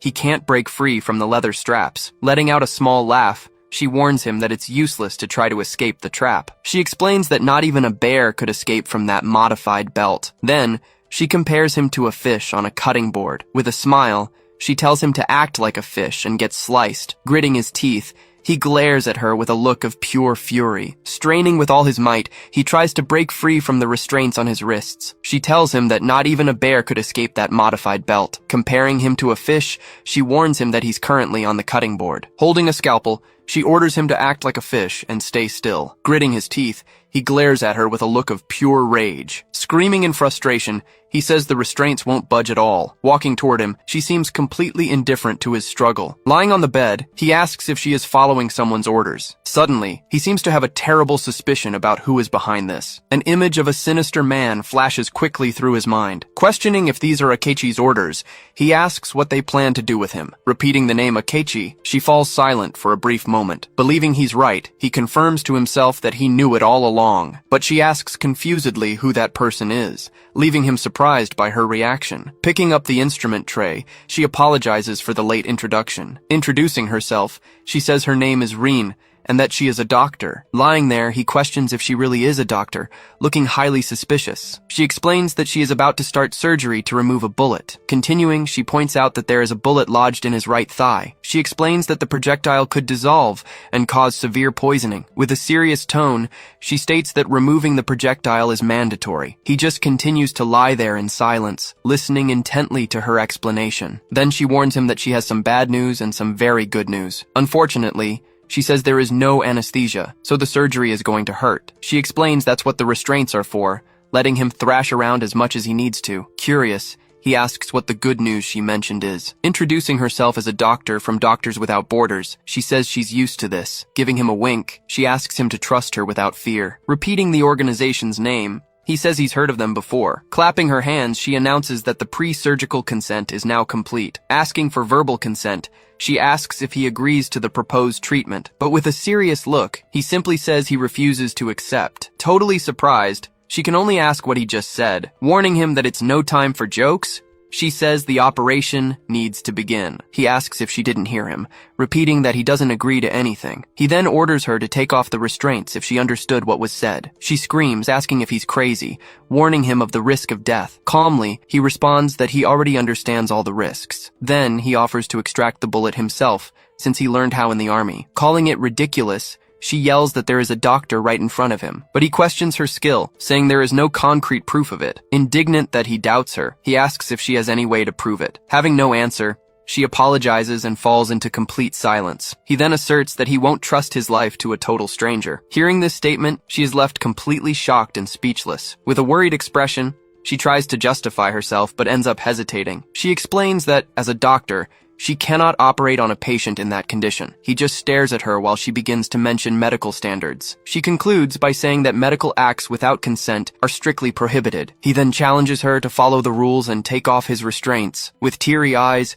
she finally seems to give in to the patient's request. Approaching him, she begins to loosen the straps holding him to the bed. After releasing him, she goes to a corner and hangs up her lab coat. Standing at a distance, She just watches him in complete silence. Now sitting up, he sighs and asks her to lend him a scalpel. Without saying a word, she turns to grab the surgical instrument. She approaches and places the sharp blade directly into his hand. But in a swift motion, he grabs her hand, turning the weapon around. With tears in her eyes, she stares at him, totally shocked by the sudden action. Pressing the scalpel against her neck, he pins her completely to the bed. Shouting, he desperately asks what she thinks she's doing. Shifting to a flashback, she says she cannot act without consent. Breaking the rules, she screams, would disqualify her as a doctor. With the blade at her neck, she still tries to reason with him. Crying, she screams desperately that there is a patient right in front of her. Giving up now, according to her, would mean she'd cease to be a doctor. Remembering Sophia, he recalls her saying she wanted to save people. Hearing this memory, his expression changes completely with a powerful realization. He then says he will add a special clause to their consent. His proposal involved mutual trust between the two of them. He says he is also placing his life in her hands. Letting out a short laugh,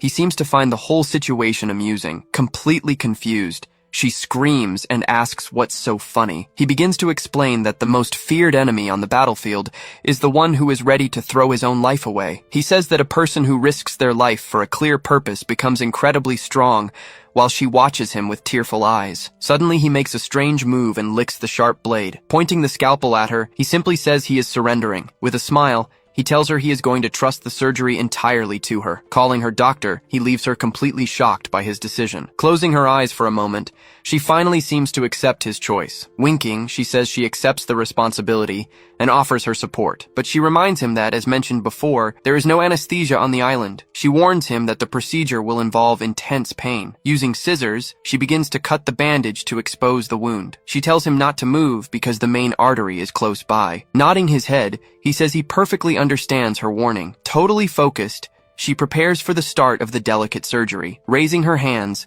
she finally announces that she is starting the operation now. With precision, she makes the first cut on his leg with the scalpel. Maintaining her focus, she continues working carefully to extract the bullet. With her eyes fixed on the wound, she maintains maximum concentration. Completely motionless, he endures the pain without making a sound. Surprised by his endurance, she says he's truly incredible. She mentions that she has extracted many bullets in conflict zones. Recalling other cases, she knows that even for the strongest soldier, having a bullet removed is simply unbearable. No one could stay indifferent to such extreme pain, but he explains that pain can be suppressed with the right training. He says it's possible to endure almost any type of torture. Surprised, she wonders what kind of training would be necessary for that. While working on the wound, she keeps thinking about his incredible resistance. Fascinated, she can only wonder what kind of man he is. She then remembers that the most feared enemy on the battlefield is the one ready to throw his life away. Coming to a conclusion, she says that appearances can truly be deceiving. Thinking he was from the island, she asks if he's a veteran, but he questions if his past is relevant to the surgery right now. Feeling a bit awkward, she agrees he's right and apologizes. He continues to stare while she looks away. Embarrassed. Noticing something, he comments that everything feels very strange at that moment. He says that the more he looks, the more she looks like Sophia. After that, he stays silent for a moment, just observing her. He asks why someone from Doctors Without Borders ended up in a place like this. With a serious look, she stares at him without giving an immediate answer. Finally, she admits she is hunting a certain man around there. Hearing the answer, he asks who this man she's looking for could be. She then recalls a terrifying moment from her dark past. In that memory, a voice called out to her while she screamed in total desperation. In her mind, a bloody face asked her to remember. Then, a sinister man said that true art requires a great sacrifice. Returning to the present, she looks at him with a serious and determined expression. She picks up another surgical instrument to continue the procedure. Taking a sigh, she seems a little more relieved with the situation. With a smile, she announces that she found the bullet and will begin the extraction. Lying on the bed, he agrees to let her begin the medical procedure. With the instruments in hand, she finally starts the surgery on his leg. The scene changes, and time seems to have passed since the delicate operation. Outside the hut, he seems to be recovering well. Sitting on the ground with a crutch, he lets out a long sigh. Standing up, he comments that his strength seems fine, testing his leg. But suddenly he looks to the side and says something isn't right. She simply jumps from the porch, heading toward where he was. With a smile on her face, she warns him that he still needs to rest. Thanking her for the help, he promises he will pay for everything he owes. Telling him not to worry, she says everything is fine for now, but she says with a smile that he just needs to pay what he owes. Without understanding anything, he just asks what she meant by that. Extending her hand, she begins to list the fees for the surgery and hospitalization. With a huge grin, she reveals that the total comes to 548,000 yen. Completely frozen, he just screams and asks what she just said. Thanking her for the help, he promises to pay off his debt to her. With a smile, she tells him not to worry about it, but then she adds that it would be fine if he just paid what he owed. Extending her hand, she begins to list the costs of the surgery and the hospitalization. Then, she reveals that the total bill has reached 548,000 yen. Completely shocked, he shouts in disbelief at the absurd amount she's charging. The scene shifts, moving the story to a location filled with cherry blossoms. Arriving at a gate, he approaches two guards watching the entrance. Looking at the place, he tells himself that the whole view is incredible. Inside, a busy street shows people enjoying a local festival. Strolling through the area, several couples enjoy the romantic atmosphere of the district. From above, the street view reveals the beauty of the entire city. Surprised, he wonders how a place like this exists on an island made of trash. That place was known as a paradise of lust, the Flower District. Approaching the gate, he stops in front of two guards in suits. One of the guards turns and asks what he wants there. Walking a bit further, he stops and stares at the two men without speaking. With a smile, one of them asks if he knows what kind of place this is. He responds calmly, saying he's just a customer looking for something. Directly, he announces that he came there to buy a woman. Cutting to a flashback, he questions the doctor on whether she charges for her work. After hearing her, he says he understands and admits he was mistaken. Not understanding, she asks what mistake he's referring to now. He explains that he assumed it was charity since she works for Doctors Without Borders. Concluding his thought, he says that for her, medicine is pure profit. Shocked, she starts shouting at him, trying to justify herself with anger. She yells that equipment and procedures are expensive, especially on this island. He then says he doesn't think it's bad that she charges, as she deserves to be compensated. Agreeing, she asks if he has the money to pay the bill. At that moment, he remembers a man begging for his money. In that memory, the man was screaming in desperation, his face covered in blood. With a serious expression, he prepares to answer her question. He says he'd love to pay, but unfortunately, he doesn't have any money at the moment. Bluntly, he concludes that payment is simply impossible right now. Totally shocked, she stares at him, unable to believe what she just heard. Placing her hand on her forehead, she says he's the first person to ever say that to her. She then starts to explain what happens if he can't pay. Sighing, she seems to decide on the best way to resolve the situation. She then proposes an infiltration mission to collect important information. Questioning the proposal, he asks what the goal of such a mission would be. Kneeling, she reveals that the man she is hunting is in that district. With a dark expression, she tells him to just kill the man. With a serious look, he simply says he understands the entire plan. Relieved, she says that helps, and explains that only certain women can enter. But as a man, he can enter as a customer without raising any suspicion. He just stays silent, processing all the information he just received. Questioning her, he asks if this was her plan from the start. Winking, she just says, maybe, and welcomes him. With a steady gaze, he stares at her without saying a single word. Back in the present, the guards ask if he came to buy a woman. The two of them stare at each other, seemingly unable to believe what they just heard. Then, they start laughing out loud, mocking his dirty appearance. Unfazed, he continues to stare at the two men with a serious gaze. One of them comments that he looks like a slave miner and has a lot of nerve, but the other says that if he's a customer, the story changes. So, he asks to see a deposit to prove he's a client. With an air of superiority, he warns that the women here are high-end. Demanding a guarantee, the guard warns that he needs money just to get inside. Without it, they warn they'll consider him a looky-loo and send him away. Shouting intimidatingly,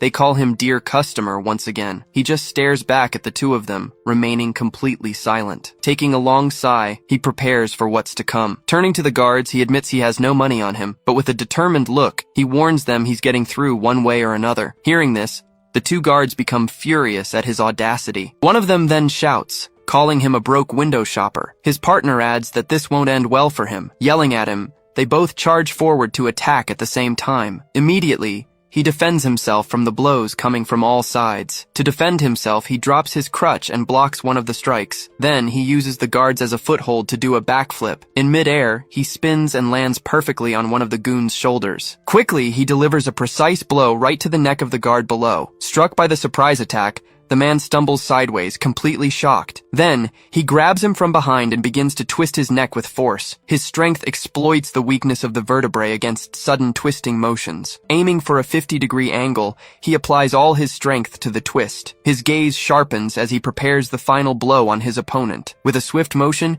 he completes the twist and snaps the man's neck. Applying an explosive force, he throws him far away with a single move. He then reveals the first rule of one-on-two combat. Seeing his fallen brother, the other guard runs screaming toward the body. He explains that the rule is to always kill one opponent instantly. Then, he says the second rule is that your opponent won't listen to you. Taunting the remaining guard, he points out that the weakling is already dead. The guard cries out in anger, his eyes bloodshot with pure hatred. Completely enraged, the man screams and calls him a bastard for everything. With that, he knows his enemy will definitely go on the attack. Overcome with rage, the guard lunges forward with completely uncontrolled and predictable swings. He then easily blocks the strike, taking advantage of his enemy's open guard. Dodging to the side, he prepares for a swift and precise counterattack. With a devastating blow, he smashes his fist into the guard's face with all his might. The impact sends the man flying backward, completely knocked out by the clean hit. Falling to the ground with a bloodied face,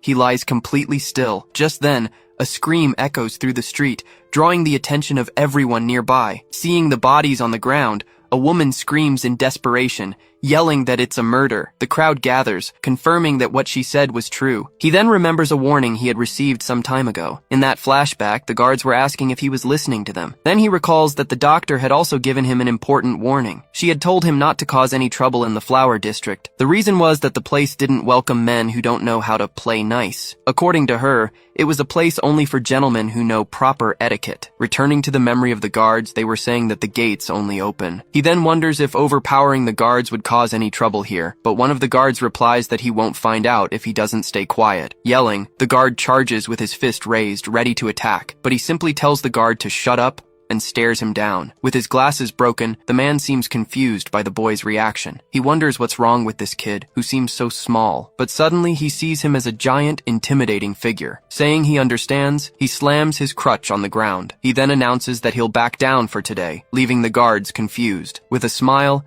he says he'll do so because he is a gentleman. The two guards are left speechless, just watching the scene unfold. Turning his back, he starts to walk away slowly from the two guards. Before leaving, he casts one last look at the place he visited. Looking at the wall, he says he understands the layout of the place. He realizes the city is surrounded by walls with only one gate. He concludes it would be foolish to break in without knowing the internal structure. But suddenly he notices something and lets out a small grunt of surprise. Looking back, he spots a child quickly approaching with a cart. Stopping in front of him, the boy asks in surprise if he's Michio. Turning around, he recognizes the boy and asks if he's Kyo. Shouting his name, the boy runs toward him with a smile. With a leap, he joyfully jumps onto his friend's back. Hugging him, the boy asks where he's been all this time. The boy says he suddenly disappeared and that he'd been looking for him. Poking him, the boy asks him not to worry him like that again. Then the boy asks what he's doing in a place like this. With a hand on his chin, he replies that he was just buying a woman. Completely shocked, the boy stares at him with wide-eyed surprise. Then the boy starts to scream, unable to believe what he just heard. The boy keeps screaming, not understanding what's happening to his friend. He then yells that his friend wasn't the type of guy to say those things. With tears in his eyes, he says that Michio was always a kind person. Remembering the past, he says his friend was a good guy. Crying, the boy begs him not to say those strange things anymore. Thoughtfully, he says there might be another way to get inside. He then tells the boy that he has an idealized image of Michio. With his eyes full of tears, the boy just listens to what he says. Then, he warns that unfortunately, he can't become the ideal Michio. The boy stares at him, shocked by the statement he just heard. He says he's thinking about the next strategy and asks him not to interfere. With an angry expression, the boy just stays silent for a moment. Agreeing, the boy says he's right and that Michio is also a man. He continues, saying that men have desires they can't always control. Winking, he warns that if he finds him, he'll pretend not to know him. He stares at the boy, who seems to have misunderstood the situation completely. Covering his ears, the boy tells him to change the subject and get to work. Pushing the cart, the boy moves forward, still grumbling about his friend. Stopping the boy, he asks what's in the cart he's pulling. Pointing to the cart, the boy explains what he's carrying inside. He says it's sheets, laundry materials, and various cleaning supplies. With a smile, The boy says he takes care of the courtesan's personal needs. Hearing this, he gets an idea, and his expression changes completely. He comments that this is very convenient, leaving the boy confused by his response. With a smile, he says he can get in by hiding in Kyo's cart. Shocked by the plan, the boy screams in desperation, unable to believe the idea. Looking at the tarp, he says it looks like there's room for one person. Trying to stop him, the boy yells that this is obviously not okay. Not understanding, he asks why not, making the boy even more angry. The boy yells that he won't help him with that and refuses to get involved. He explains that you can't get in through the front without a cash deposit. Chuckling, the boy says he wouldn't do anything in there. Relieved, the boy says he forgot about that and asks how much is needed. In a serious tone, he states that at least 500,000 is needed. With his arms wide open, the boy says he's never seen that much money in his life. At that moment, he starts to devise a plan to use Kyo to his advantage. With a smile, he says he thought of something good regarding Masa's inheritance. Shocked, the boy asks if he's talking about that same Masa. Revealing the news, he says that Masa died, and the boy is shocked. With a malicious smile, he says Masa gave him all the money. The boy stares at him, trying to understand what he was planning to do. He asks if the plan is to use Masa's inheritance as the deposit. With a smile, he says there's no other choice to enter the district. Speechless, the boy just stares at him, completely shocked by his coldness. He then adds that there's no way to find Masa's sister. He says it would be more meaningful to use the money that way. Angry, the boy stomps his foot on the ground with great force and rage. Grabbing him, the boy screams desperately for him to stop with that idea. Crying, he begs him not to use Masa's inheritance for this. He then says that straying from the human path is absolutely wrong. In silence, he looks at a cherry tree, thinking about the whole situation. With a smile, he agrees that Kyo is absolutely right, leaving the boy surprised. So, he proposes a new deal for them to reach an agreement. He promises not to touch the inheritance if Kyo helps him. Asking if it isn't a good deal, he waits for the boy's answer. With clenched teeth, the boy seems to ponder the offer. He just stares at the boy, waiting patiently for his final decision. Suddenly, the boy smiles and says, "The idea is actually very good." Showing the cart, he says that he can completely relax inside. Sighing, he apologizes to Kyo, saying it's for the mission. That district was a place of luxury that flourished in the middle of the slums. He believes that the key to escaping the island is in there. His soldier's sixth sense warned him that something important awaited. Pushing the cart, the boy seemed very nervous about the whole situation. Arriving at the entrance, he comes face to face with the two guards at the gate again. From inside, he whispers for the boy not to get nervous and to act normally. But the boy asks who he's talking to and tells him to leave it to him. Seeing the boy, the guard seems surprised as he approaches. Waving his hand, the boy shouts a friendly greeting to the guards. Hidden, he remains silent, just observing the boy's interaction. One of the guards recognizes him, calling him Kyo, the errand boy. In a hurry, the boy asks them to let him pass quickly, but the two guards move to block his path completely. Surprised by their attitude, the boy just stares at them, not understanding what's happening. One of them then informs him that the decision of whether he passes or not is up to them. Trying to get by, the boy says they already know his face and asks to be let through. But the guards ignore his request and decide to search the cart thoroughly. Outraged, he shouts,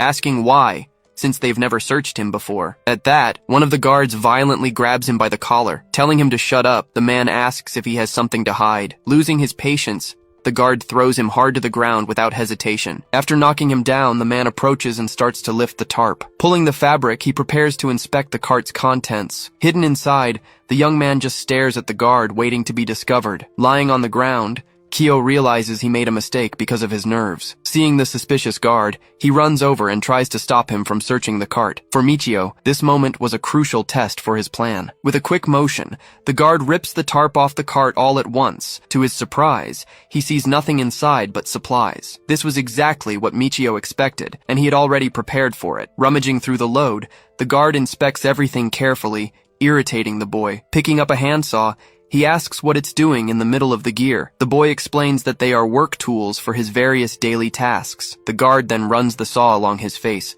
testing the blade's edge. Using the tools, Michio had built a secret hiding spot in the cart. With a false bottom, he was able to stay completely hidden underneath. Lying in the compartment, he just waits for the guard to finish the inspection. The scene shifts to a flashback showing what happened an hour earlier. At that time, the boy was complaining to him not to break his work tools. He notices the cart is falling apart and offers to fix it. Excited, the boy thanks him and accepts his friend's help immediately. Back in the present, the guard says there's nothing suspicious. The other guard agrees and looks at the sky, seemingly lost in thought. Finally, they open the gate and shout to the boy that he can pass through. The boy puts the tarp back in place, covering his friend once again. Then, he passes through the gate, pushing the cart into the district. Once inside, he says the whole thing was incredibly stressful for him. Irritated, the boy says he tried his best not to raise any suspicions.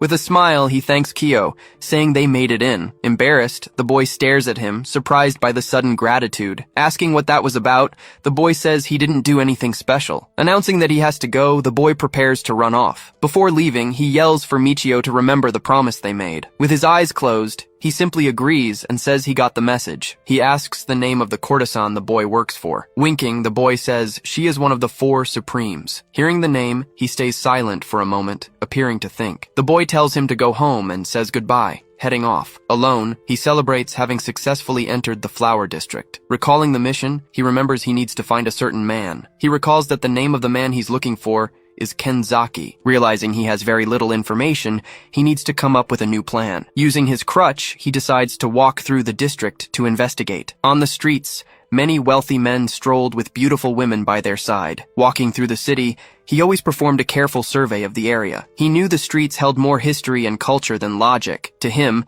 it was essential to feel the city's atmosphere with all his senses. Observing the buildings, he notices a certain regularity in the construction. He notices that in one tenement, there are 5 rooms with similar designs. At the entrance, a woman sat as a sign of welcome to customers. On the other hand, he notices that some rooms were currently closed. Observing the movement, he realizes many of the rooms were shut. He comments that the place was quite busy, even during the day. Walking through the courtyard, he sees that the open rooms were few and far between. Looking at one of the rooms, he sees the woman on the left is available. In the room on the right, another woman also seemed to be waiting for a customer. Making his choice, he turns to pick one of the rooms. Taking the first step, he decides which woman to approach first. Without hesitation, he walks directly toward the room on the left. Asking for permission, he says he has something to ask the woman. She then looks up with a serious and curious expression. Standing in front of her, he waits for a response to his approach. With a small smile, she seems amused by the unusual situation. She then informs him that they do not accept first-time customers. Confused, he asks about the policy of not accepting first-timers. An older woman then appears and says that persistent men are not welcome there. Turning his back, he seems to give up, but stays standing in the same spot. Repeating the phrase,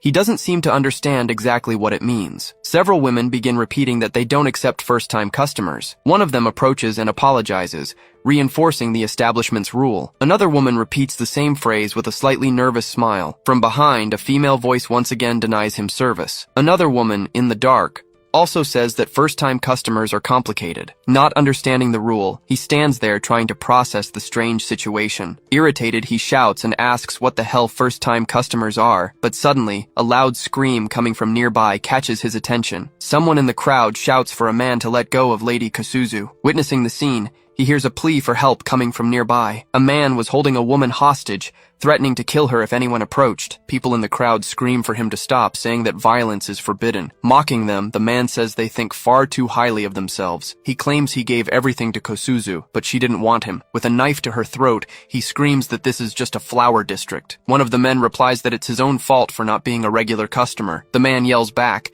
saying the whole city is in on the scam. In a fit of rage, he curses the place, calling it a filthy slum. Watching the chaos, he simply observes the scene unfold in silence. The man says at this rate, he'll end up as a slave miner. Hearing the mention of a slave miner, his expression changes completely. He remembers that exploited men in the district were sent to that place. Desperate, the man asks her if she wants to die right there with him. Not knowing what to do, the crowd panics. Angrily, one of the men says he won't let the insult slide. A woman comes through the crowd, telling everyone to get out of her way. The men recognize her and shout Lady Yoizi's name in surprise. He then remembers that she is Kyo's employer in the district. Threateningly, the man screams for her not to come closer, or he'll kill the hostage. He keeps yelling, asking if she hears his threats. Stopping in front of him, she stares at him in silence for a moment. Suddenly, she hits him with a fan, leaving him completely stunned. With contempt, she calls him a loser for failing to even be a customer. The crowd comments that it's a common story of men threatening courtesans. He just watches,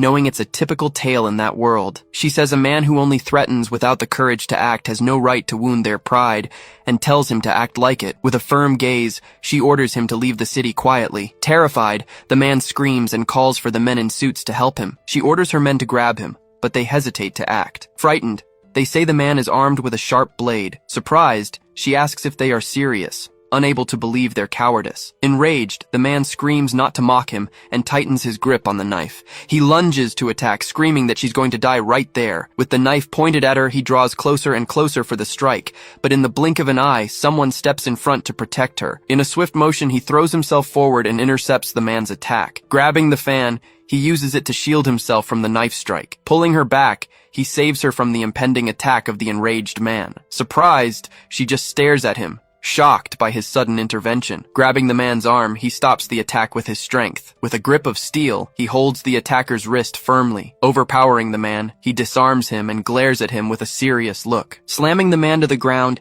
he pins him down, making him scream in pain. Surprised by his actions, she just watches, not knowing how to react. The guards and the people in the crowd are shocked by the sudden turn of events. Holding the knife, he says he secured it and asks if they have handcuffs. The guards then approach and lead the attacker away as he screams to be let go. Kneeling, the young woman apologizes for putting her sister in danger. Consoling her, the lady says she couldn't stand being insulted like that by him. She warns that this place creates desperate people and they must be careful. With a smile, the young girl agrees and says she will be more careful. Turning to him, the lady seems to want to talk about what happened. Thanking him for the help, she asks if he knows some kind of martial arts. He replies it's something like that, while she praises his excellent movements. Observing his clothes, she asks if he is an errand boy. With his eyes closed, he replies that he is not an errand boy. With a serious look, he states he is just a customer looking for fun. Surprised, she comments that he is a customer then. Turning around, she calls out and asks him to follow her closely. Not understanding, he just stares at her, confused by the sudden invitation. With a smile, she says she's inviting him to her gaming room. He just stares at her with a serious gaze, showing no reaction at all. Sweeping the street, the boy lets out a sigh, looking quite bored. He complains that Michio is trying to have fun without having any money. Angrily, he shouts that it's far too early for him to be doing that. But then he says that without cash, Michio wouldn't be entertained anyway. With a smile, he says he's going to make a good meal for him. Just then, Lady Yoisei calls for him and warns that there's a customer waiting. The boy responds with a smile, addressing her as Lady Yoisei. Upon seeing the two together, he is completely blindsided by the scene. Not understanding what's happening, the boy screams, shocked to see Michio with his boss. Once inside the room, the two sit down to talk privately. Peeking through the door, the boy tells them to enjoy their time together. Seated, they remain in silence, just staring at each other for a moment. Confused, the boy wonders why Michio is with Lady Yoisei. With her hands reached out, she beckons him to come closer and sit near her. Sipping his tea, he just stares at her, showing no reaction. Telling him to do whatever he wants, she lifts her kimono and teases him. Peeking from outside, the boy reacts with surprise to the scene. After running off, the boy says it's time to clean. Inside the room, Michio takes his teacup and observes her calmly. He then asks if this is her way of thanking him for his help. But she says he saved her life, and this would be far too cheap. At that, he stands up with his crutch and moves toward her. Getting closer, he sits right in front of the mysterious woman. Without hesitation, he places his hand firmly on her thigh. She stares at him intently, her expression unchanging despite his bold move. Then he begins to move his hand, slowly sliding it up her leg, but suddenly he stops and pulls away, apologizing for something. Revealing his plan, he says he lied about being a simple customer. He then asked her to answer some questions as a form of thanks. Exhaling, she gives a small smile at the unexpected turn of events. With a laugh, she enjoys the twist in the situation. With a serious look, she says she already knew he wasn't a customer. Closing her fan, she says he passed the test she prepared. Not understanding, he asks what test she's talking about now. Curious, he asks how she knew he wasn't a client. With a smile, she responds that the answer is very simple. Opening her fan, she explains that the secret was in his bracelet. She says that official customers receive a bracelet as proof of payment. Without it, people are considered suspicious and dangerous infiltrators. She then reveals that the phrase about not accepting customers is a polite rejection. After hearing this, he says he finally understands how things work there. She then explains that it costs a lot of money to have fun in that city. When a customer enters, they put money into an automated machine. Just to talk to them, the machine sucks up a bill every 5 minutes. She says customers have to overcome the terror of watching their money vanish. With a laugh, she admits the system is an outrageous scam. He just stares at her in silence, processing all the new information. With a serious look, He says that's how customers like that are created. Using her fan, she agrees with the conclusion he reached. She explains that all customers start as regulars and cannot touch them. After meeting certain criteria, they rise to the level of preferred. Kneeling, she explains that only at this level can they have more intimacy. She finishes by saying that only the preferred are allowed to go to bed. Surprised by the system, he just stares at her with a curious gaze, commenting he finds it surprising that people would pay for a scam. Closing her fan, she seems to reflect on the district's situation. With a serious look, she says that isn't the only reason. He continues in silence, waiting for her to explain what she meant. He then asks what kind of people these wealthy customers are. With the fan held to her face, she reveals that most are from the mainland. With a surprised look, he seems to have an important revelation. He asks if there is transportation off the island, like ships or planes. With the fan still to her face, she apologizes and seems to hesitate to answer. She then explains that information regarding leaving the island is confidential. Irritated by the answer, he just clicks his tongue, unable to do anything about it. She then asks if he's finished with all his questions. Closing his eyes, he says he has just one last question. He asks if she knows a man named Kenzaki, a former doctor. She asks who Kenzaki is, appearing not to recognize the name. She explains that it's difficult to find someone by name alone in that place. After hearing this, he says he understands the situation and falls silent. With a smile, she says it's now her turn to ask. Holding his hand, she makes an unexpected proposal. With a seductive look, she asks if he wouldn't like to become hers. Confused, he stares at her, not understanding what she just proposed. The following scene shows the end of another chapter in the story. In a makeshift ring, a fight was about to begin between two men. With her fan, the woman announces the start of the fight with a shout. He then finds himself fighting a man in a black suit. The reason for that fight was a mystery that would soon be revealed. Back in the room, he asks what she meant by her proposal. Correcting herself, she tells him to become one of them, not just hers. Not understanding the correction, he just stares at her with a confused expression. She then reveals that she is recruiting him to be one of her bodyguards. Shocked by the proposal, he is left speechless, just staring at her. Asking him to follow, she gets up and walks across the room. Going up the stairs, he follows her to the upper floor of the house. Reaching a door, she opens it to reveal what was inside. With wide eyes, he is surprised by what he sees. The room was an elegant, hybrid space, very different from a slum. She explains that the courtesans form groups of 5 to protect themselves. They live together in residences on the upper floors of the gambling houses. Clapping her hands, she gets everyone's attention for an introduction. Hearing the call, all the women of the Camellia group gather around. Introducing herself, Kosuzu thanks him for the help he gave earlier on the street. The other two, Pon and Ron,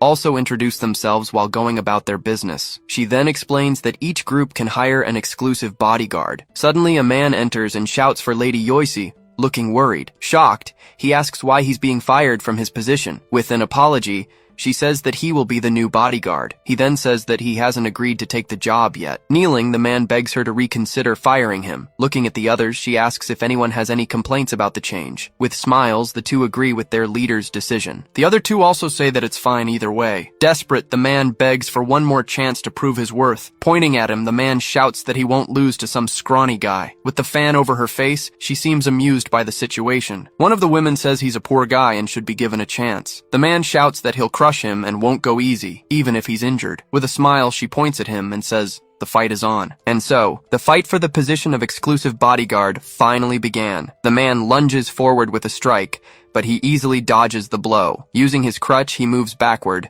avoiding his opponent's attack. Annoyed, the man tells him not to get cocky just for dodging. He just stares at his opponent in silence, waiting for the next move. With a shout, the man rushes forward again with a series of punches. He dodges every single blow with a series of fluid movements. As a former soldier, he disliked unnecessary violence in any situation. Screaming in anger, the man launches into another desperate attack. The man advances with a flurry of strikes, trying to hit him with everything he's got. This also applied to fights, where he always maintained his composure. He thinks that becoming a bodyguard would help him stay in the city. The benefits of that job were too great for him to ignore. Gripping his crutch, he seems to make a final decision about the fight. With a swift movement, he throws his crutch aside and moves forward. Seeing the opening, the man yells that this will be his final blow, but he prepares for a quick and decisive counterattack. With a precise strike, he hits the man's chin hard. The impact of the blow sends the bodyguard flying, knocking him out instantly. All the women in the room are shocked by his overwhelming victory. Raising his arm, she declares him the winner of the fight and the new bodyguard. Outside, the others comment on how incredibly strong he was in the fight, and so,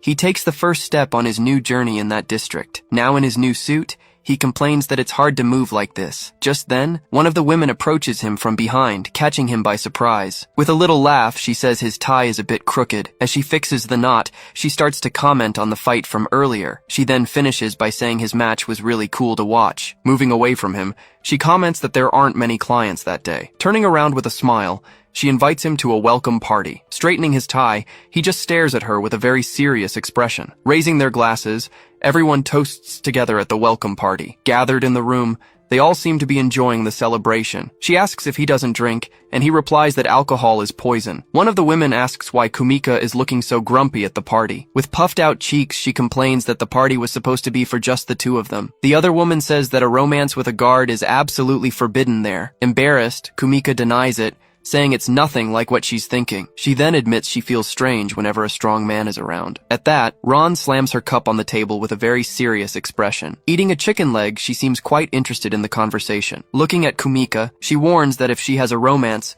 she'll snitch on her. Eating sushi, he comments that they earn points for that, which is good. Annoyed, Kosuzu tells her not to say such terrible things since they are comrades. One of the women asks how many points a romance violation is worth. Consulting a scroll, Ron begins to look for the information she requested. Surprised, she shouts that the penalty is 20 points, a very high amount. Irritated, Kumika screams that she is not having a romance with him. Ron says that with 20 points, she could level up in the district. Sitting at the table, he explains that their rank is determined by points. He continues, saying the three of them are lower-ranking courtesans called usubeni. In contrast, Yoisei and Kumika are higher-ranking, the obarazukyo. Kosuzu explains that Yoisei is close to becoming one of the four supremes. Kumika asks her to stop, saying she doesn't even want to hear about it. He then comments that the city is full of ranks for everyone. With a sip, she confirms that the district is a hierarchical society. He just stares at her in silence, absorbing the new information. He asks if reporting others is a way to rank up, and she confirms it. Filling her glass, she says some try to gain points by snitching on others. Getting up from the table, he approaches Ron with his crutch. Standing behind her, he stares at her while she reads the scroll. With wide eyes, he prepares to grab the scroll from her. In a swift move, he snatches the paper from her hands by surprise. Annoyed, she screams, asking what he's doing since he's a guard. Reading the scroll, he finds a rule worth 10 points. He then asks if the rule says no one can leave the district. She confirms it and says that neither courtesans nor guards are allowed to leave. With a dark look, she reveals that the only way out is death. The other two comment that, at least, they never have to worry about food. They say the place is paradise because of the perks. Surrounded by food, they seem to be enjoying life in the district. He then says the place looks like paradise, but with a catch. With a serious look, he questions if it isn't actually a prison. Shouting, Ron asks if there's an errand boy nearby. With a smile, Kyo appears and answers, yes, attending to her call. Everyone starts ordering another round of drinks at the party. Interrupting, he mentions that the errand boy entered through the gate today. She then confirms that errand boys are the only exception. She invites him to sit and eat, since it's his welcome party. Shocked, the boy notices that Michio is speaking to them as an equal. Looking at the moon, the boy sighs, looking quite pensive. He tells himself that Michio has become someone from a distant world. With his stomach growling, he realizes he is very hungry. He says he wants to eat Lady Yoisei's leftovers, but an old woman appears and screams that he can't do that. Smoking, she explains that leftovers are sold to the slums later. Irritated, the boy tells her to shut up, but she reprimands him. Suddenly, the door opens and Michio appears, asking for Kyo. Running toward him, the boy asks why he's there. He then shows the food he brought, a feast full of delicacies. Drooling over the food, the boy says Michio really understands him well, but the old woman screams, warning that he can't touch those leftovers at all. Pointing at Michio, she says that man might end up reporting him for it. Scared, the boy looks at Michio, who just stares at the situation in silence. He then says he has no interest in snitching or earning points. Showing the food, he mentions he has a favor to ask as an advance. With a serious look, the boy stares at him, seemingly thinking about the proposal. The next day, the boy walks through the forest, pushing his cart. With a tired expression, he seems exhausted from all the walking. Suddenly, he sees something in the distance and lets out a cry of surprise. Waving his hand, he calls out to someone hanging laundry. Turning around, the woman stares at him, confused by the boy's sudden call. Running toward her, he asks if she is Lady Rinne. With a giggle, she says that thanks to him, Michio managed to get in. Handing him a cup, she offers a drink to the boy, who is surprised. Amazed by the clean water, he says he's never seen anything like it. Sitting down, she says he needs to drink clean water and offers to teach him. She explains that you just have to boil and extract the water, leaving him impressed. With a smile, She asks if Michio is doing well. Excitedly, he tells her that Michio became an exclusive guard on his first day. With a satisfied smile, she says she's happy to hear that. Remembering something, he says Michio asked him to deliver a message. Handing her an envelope, the boy says Michio asked to give it to her. Opening the package, she reads the message with a worried expression. In the note, Michio asked for information about a man named Kenzaki. Curious, the boy tries to peek and asks if she is looking for him. With a smile, he offers to pass information to Michio. Closing her eyes, she seems to weigh the boy's offer. With a serious look, she says she can't trust him, which surprises him. Irritated, he screams, asking why she can't trust him with this. She explains that the district is closed off, and if they are found out, it will be dangerous. With her hand on the envelope, she tells him not to worry about it. She shouts that, in the worst-case scenario, he could be killed for this. Terrified by the warning, the boy falls silent, just staring at her. The scene shifts to a flashback of their previous meeting. That night, Michio had asked the boy to deliver the letter to the doctor. With a smile, the boy says it would be a very easy task. He tells them to eat the food he received, but the old woman screams, warning him not to eat those leftovers. Crouching down, he offers the food to both of them, asking for silence. He says it's hush money, so they stay quiet about everything. Inside the box was a full feast with various delicious foods. With wide eyes, the old woman is shocked by the offer. Gritting her teeth, she seems to struggle against the temptation to accept. But in the end, she gives in and starts devouring the feast, thanking him. The two eat desperately, grateful for the food they gained. With his mouth full, the boy smiles, happy to eat so much. Back at the clinic,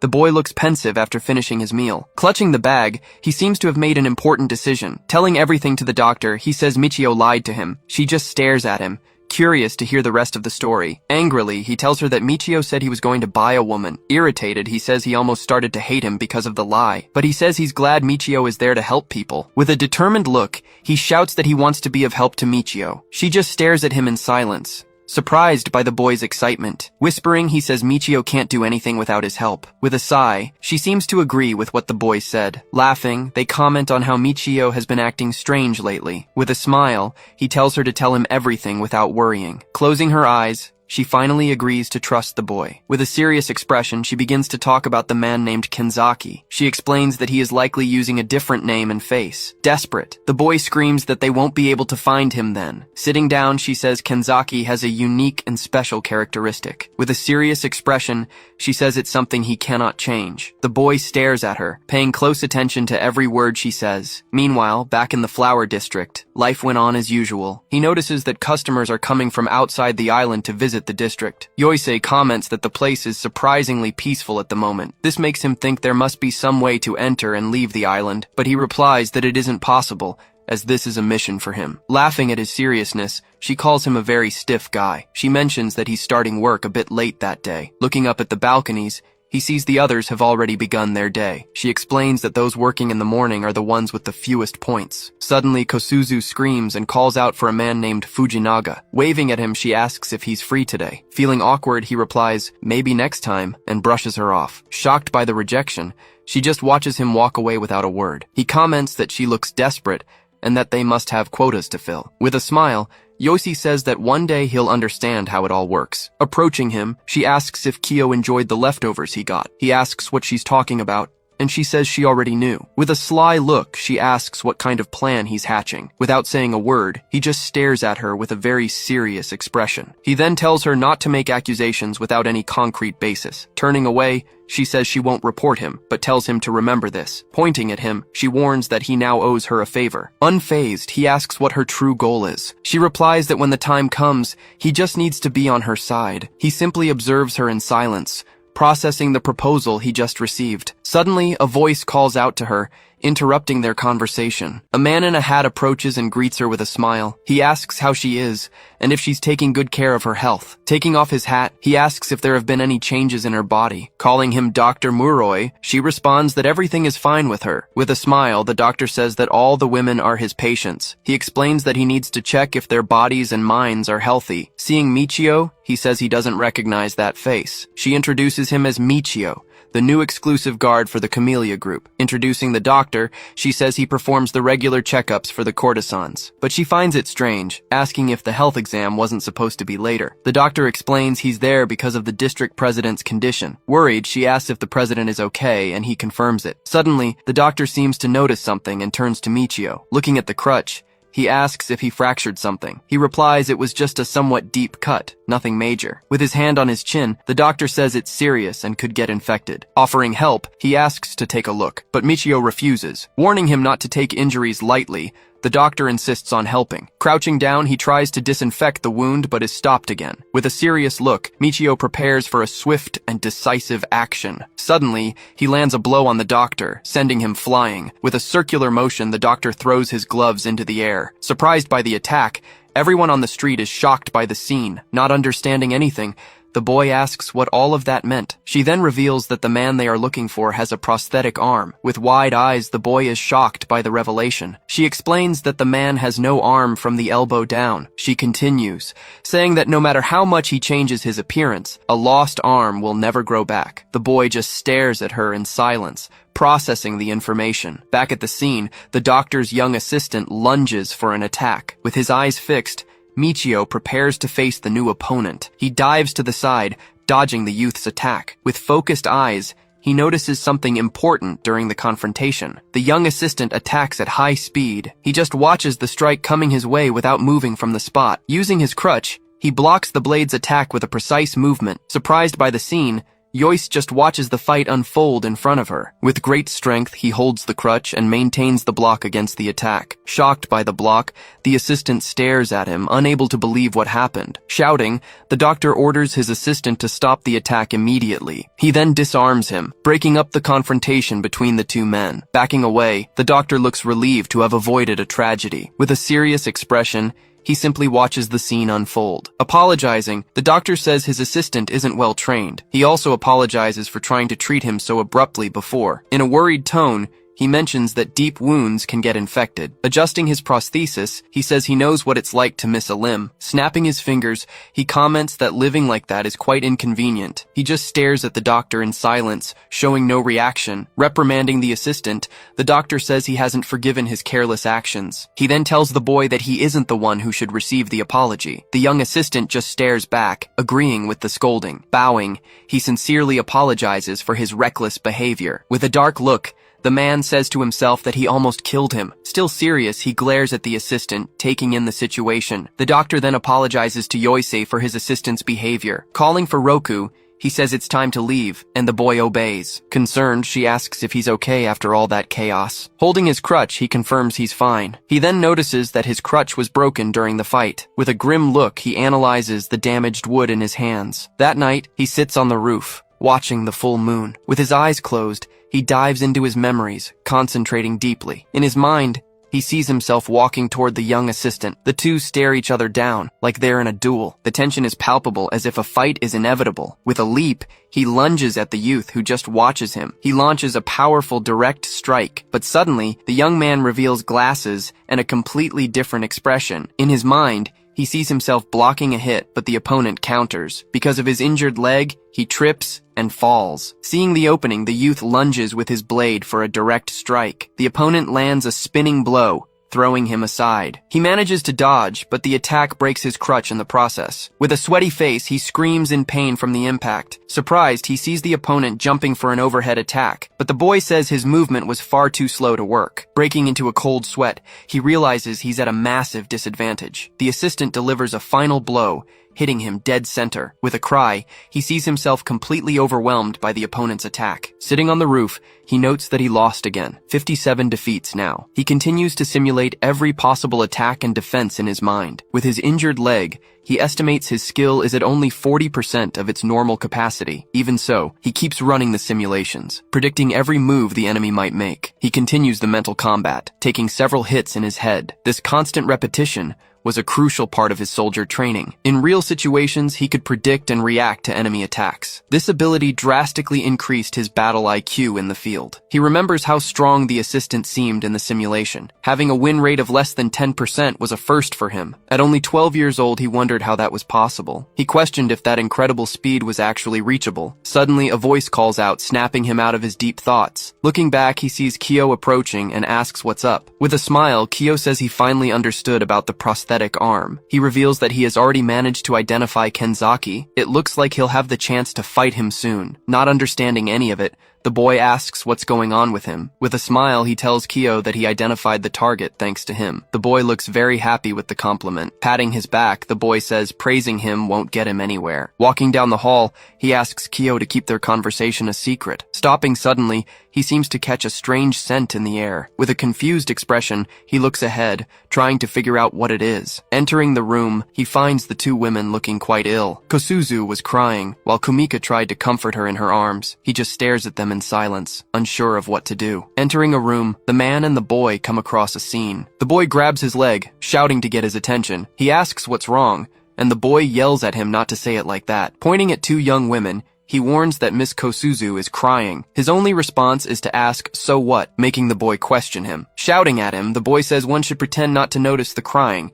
He insists the man remember this important rule. From afar, the man simply observes the two women talking on the sofa. Meanwhile, the girl mentions something about the monthly evaluation meeting. Crying, the other asks what she meant by that. She then says that this cannot be found out under any circumstances. Her friend tells her to stay calm, guaranteeing that no one will notice a thing. Making a silence gesture, she claims that only the two of them know about it. Then she asks if that's right, looking directly at the other girl. With tears in her eyes, the girl remains silent, unable to answer. Under the moon, a message confirms that the payment has finally been completed. Pressing the subject to the ground, he says thanks, noting that it was useful. He watches the customer walk away with the girl, thanking him profusely. The customer promises to return, and the girl confirms she will wait. Letting out a sigh, the girl closes her eyes for a brief moment. Suddenly, a colleague comes up from behind and compliments her, catching her attention. Yoisei comments that was the fourth room of the day, securing the monthly evaluation. Clenching her fists, she promises to do her best as Yoisei's colleague. Her friend then asks her not to overwork herself. Across the street,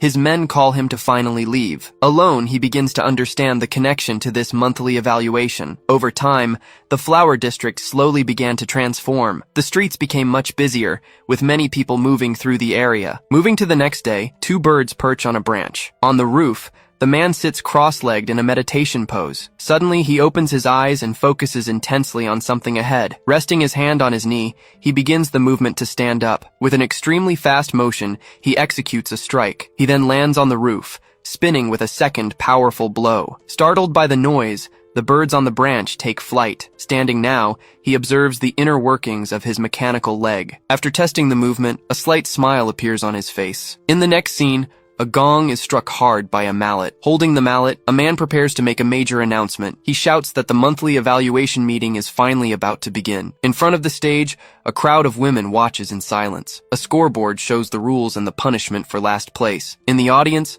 all participants watch the board with serious expressions. As the symbol of the local hierarchy, the meeting defined their future. To conclude, he announces the long-awaited arrival of the great president. Stepping forward, the president takes her first step onto the path ahead. Without ceremony, she steps on the back of a man serving as a stepping stool. Continuing her journey, she climbs a staircase made of people. At the top of the human pyramid, she heads toward her podium. From a distance, the man watches the entire scene with a serious expression. Suddenly, she ends up tripping in the middle of her path. Losing her balance completely, she falls forward unexpectedly. A hand catches hers and stops the fall. Immediately, two guards support her and ask if she's hurt. With a smile, she responds that they are very reliable. Then, one of the guards lunges at the man who made her trip. Without hesitation, he lands a direct blow to the subordinate's face. Lying on the ground, the man writhes after receiving the violent hit. Standing still, he and his companions watch the result of the assault. After everything, she finally climbs the podium, escorted by guards. On stage,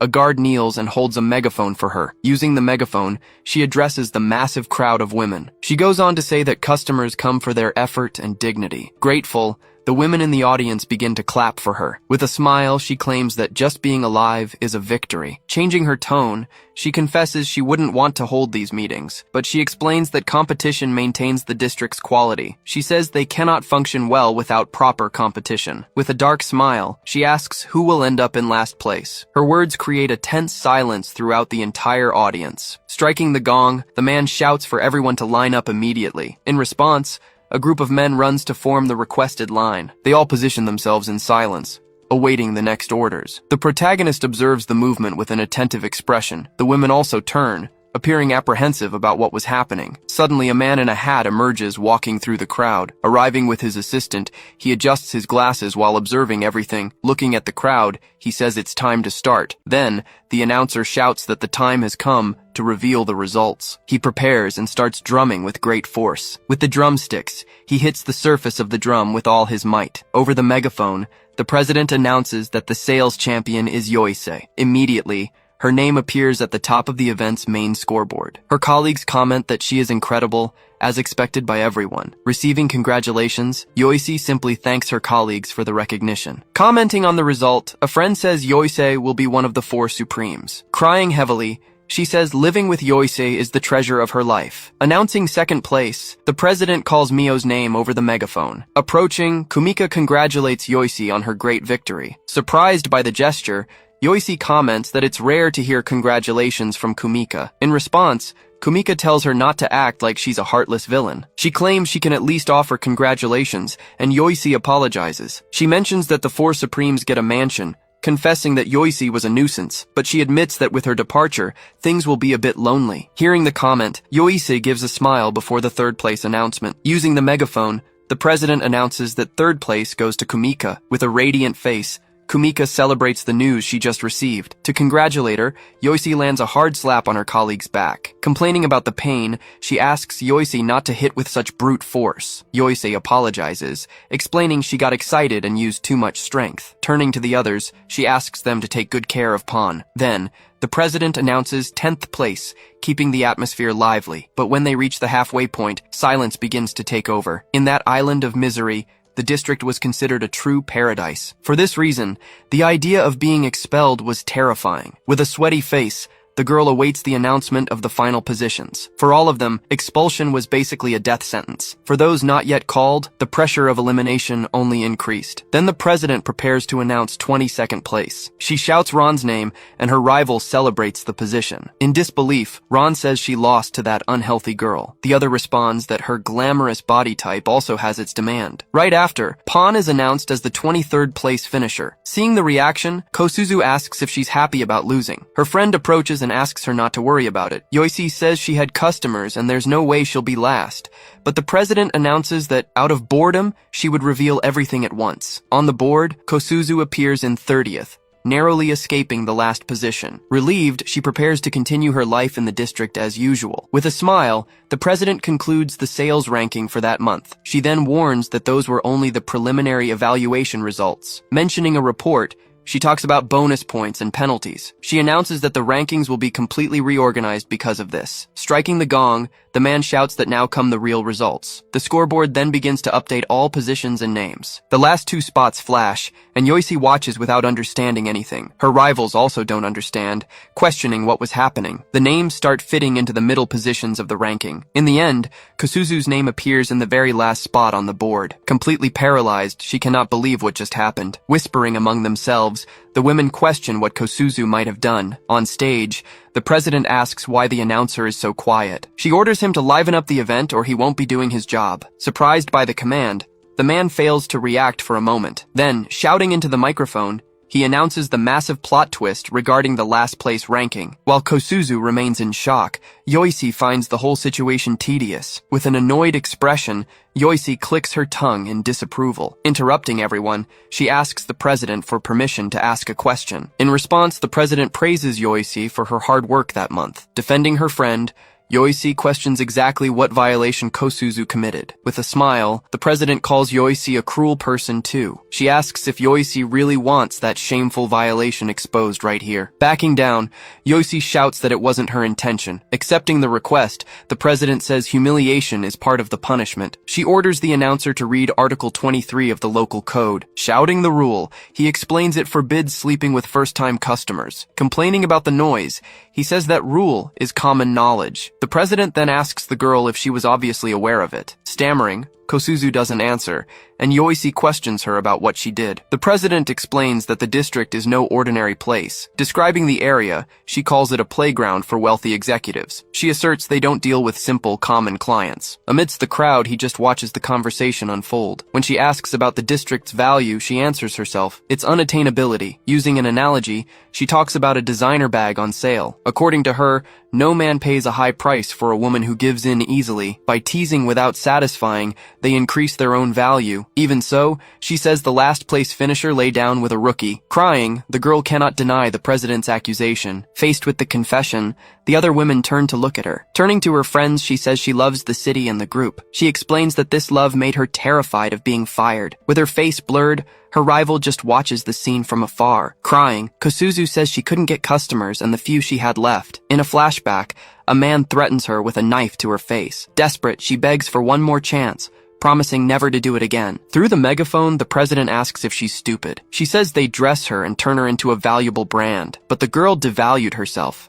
acting foolishly and without thought. With contempt, the president says she's no better than trash. Kosuzu cries, paralyzed by the harsh words. The president then offers thanks for the report that exposed the violation. In the crowd, a girl notices something strange on the scoreboard. Calling her friend, she says something terrible is happening. The scoreboard suddenly begins to shift and update the positions again. Kumika's name rises to the top spot in the ranking. Turning to her colleague, Yoichi says she can't believe it was her. With a smile, Kumika opens her mouth to justify herself. She says rules are rules, and she couldn't just ignore the situation. Grabbing Kumika, Yoichi screams, asking how she could do such a thing. Kneeling on the floor, Kosuzu can't believe what just happened. In a flashback, she remembers a conversation with Kumika. That night, Kumika had encouraged her to sleep with the customers quickly. Crying, she asks if Kumika tricked her and set the whole thing up. With a smile, Kumika says she has no idea what she's talking about. On stage, the president praises the informant who protected the local dignity. She congratulates Kumika,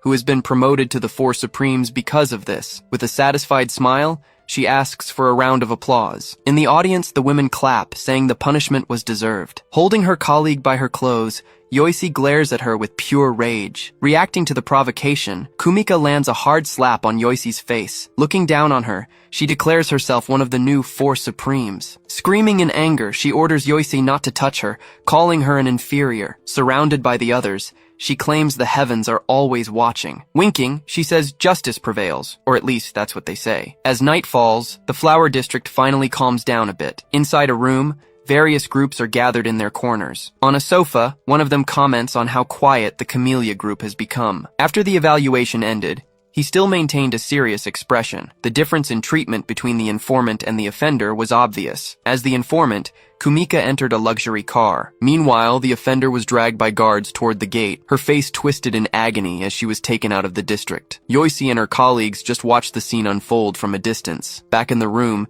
Yoichi lets out a long, heavy sigh. One of the girls lying on the sofa says she's lost her motivation. She still wonders what Kosuzu was thinking when she pulled such a stunt. Sitting alone at the table, Yoichi downs a glass of liquor in one go. She slams the glass down hard, spilling some on the table. At that, he approaches and tells her to stop and go to sleep. Raising her glass, she says it's not that simple. She reminds him he has a duty to protect the place until she's asleep. Without looking at her, he just tells her to do whatever she wants. Sitting on the floor, he says, "Drunks are a nuisance in any world." Silently, she stares at him for a moment before speaking again. She says that in this city, informants are celebrated as great heroes. Angrily, she screams that they blame Kosuzu, but don't talk about Kumika. Punching the table, she says the whole situation is messed up. He explains that discipline is a basic principle for any group. She agrees, but says treating snitching as an achievement is wrong. He then asks if she's just mad about losing first place. Setting her glass on the table, she seems to have become quite irritated. Turning her face away, she warns she isn't in the mood for jokes. Closing his eyes, he apologizes for his poor choice of words. She exhales smoke and begins to talk about the island. She says the courtesans live in luxury, wanting for nothing. Filling her glass, she asks if he sees the city as a paradise. He responds that the residents told him the place was paradise. For that reason, he thought maybe it was exactly what it seemed. Laughing at his words, she says they are all under constant surveillance. She explains they all dance between the fear of being fired and a promotion. Calling it selling themselves, She labels this happiness a delusion. Listening intently, he keeps his gaze fixed on her. He adds that they are being tricked into working until the end of their lives. All of this was done directly by Lady Kikyo, the district president. He reflects on what that woman hides underneath. Beneath the smile, she hides cruelty and a desire for control. He asks if it was the president who created this entire system. Looking aside, she comments that he catches on pretty fast. With her back to him, Yoichi asserts that Lady Kikyo is terrifying. She screams that the president sees them as nothing more than cattle. In silence, he just listens to her vent. Suddenly, the boy enters screaming that he's gathered a lot of important info. Passing right by Yoichi, he runs toward his boss. Not understanding, she asks what he meant by information. At that, the boy notices her presence and covers his mouth in a fright. With a bit of irritation, he clicks his tongue at the scene. She then asks the boy exactly what that information was about. Stammering, the boy can't answer and doesn't know what to do. Walking around the table, she asks what he meant by information. With trembling hands, the boy stammers, unable to answer the question. Grabbing his face, she orders him to speak up immediately. Trying to pull away, he denies it, saying he can't say a word. Struggling, he screams that he cannot betray Michio's trust. From afar, his boss wonders if the boy is just plain stupid. He then shouts that he would rather die than betray his boss. Faced with his refusal, she asks if he remembers the local code. He confirms that he studied desperately just to be hired in that district. Full of confidence, he says he can recite the whole thing from memory for her. She then takes her fan and challenges him to recite Article 3. Startled by the challenge, the boy is speechless for a moment. He then recites the rule about not disobeying one's hierarchical superiors. With a smile, she pats his head and congratulates him. She reminds him that the code forbids him from disobeying her. She then accuses him of trying to defy her orders, which is a serious matter. With her fan, she threatens to report him to the local government. Terrified by the threat, he just nods his head, breaking into a cold sweat. At that, his boss reflects on what she herself had said before. Showing 2 fingers, she tells him she will give him 2 choices. The first option was to keep his mouth shut and face the consequences. With expulsion as the punishment, the boy shakes his head in terror. With a smile, she says she isn't a demon and offers another option. She asks him to tell her everything, no matter what the information is. As a reward, she promises not to report either him or his boss. Grateful, the boy praises Yoichi for her immense kindness toward them. Repeating himself several times, he asks if he can finally share the information. Observing the scene, his boss thinks about how easy the boy is to manipulate. Starting to talk, he says that he followed the offender after the evaluation. Speaking loudly, she tells him to be quiet, so no one hears them. She asks if he was the one who gave the order, and he confirms it. He then asks if she isn't curious about the fate of those who are expelled. For that reason, he thought there must be something important at their destination. Agreeing, she mentions the rumors about human experiments on expelled courtesans. He then wonders if they are taken to some sort of disposal facility,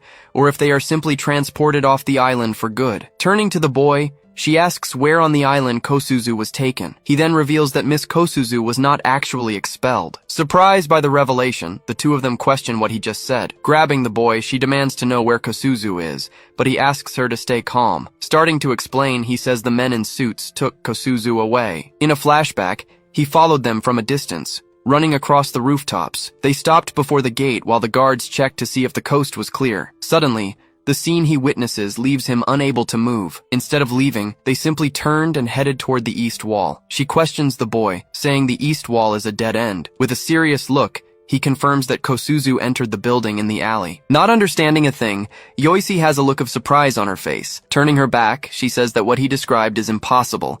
He then tells her to stop the drama and just ask which building it is. With a worried expression, she says there's only a clinic there. She then reveals that it is the clinic of the well-known Dr. Muroi. Surprised, he asks if she's sure about that. He begins to think about the whereabouts of the woman who was expelled. With this revelation, he has a new suspicion about what might have happened. With a slight smile, he begins to understand the whole situation better. The expelled woman was under the care of the hated Dr. Rin. Standing up, she leaves, and the boy asks where she is going. At that, he also stands up, and the boy questions what he's doing. Turning to the boy, he forbids him from coming along. Startled by the order, the boy doesn't know how to react. Ignoring his boss, he follows him down the hall, calling his name. He then turns around and explains that there might be a fight at the location. Now outside, the 2 of them walk together down the dark corridor. She asks what he wants and where he thinks he's going. Silently, She stares at him with a serious and suspicious gaze. With the same expression, he insists on knowing where she is going. Asking her to go back and sleep, he hears that she cannot do that. He then says it is his duty to protect his exclusive courtesan. Turning her face away, she doesn't answer but seems to accept the company. Without further discussion, the two continue walking side by side. Arriving in front of the clinic, she says they have reached their final destination. In front of the Muroi clinic, a sign showed the place was closed. Letting out a long sigh, she prepares to call for someone inside. Knocking on the door, she shouts the doctor's name and asks them to open up. With her hand on the doorframe, she persists and keeps shouting for the doctor. Suddenly, the front door opens slightly, breaking the silence. From inside the place, a gaze fixes on the two of them. A young assistant asks what they want at this time of night. She then says she's feeling very sick and asks for the doctor. Asking them to leave, the youth warns that the doctor is resting. With the refusal, she begins to stutter, not knowing what to say. Putting her hand to her mouth, she insists she is feeling very ill. Suddenly, his gaze turns to the second floor of the clinic. He then observes the upper floor of the building intently for a moment. Not understanding what he was looking at, she focuses back on the assistant. Seeing her appearance, the young man says she looks perfectly healthy. Holding the door,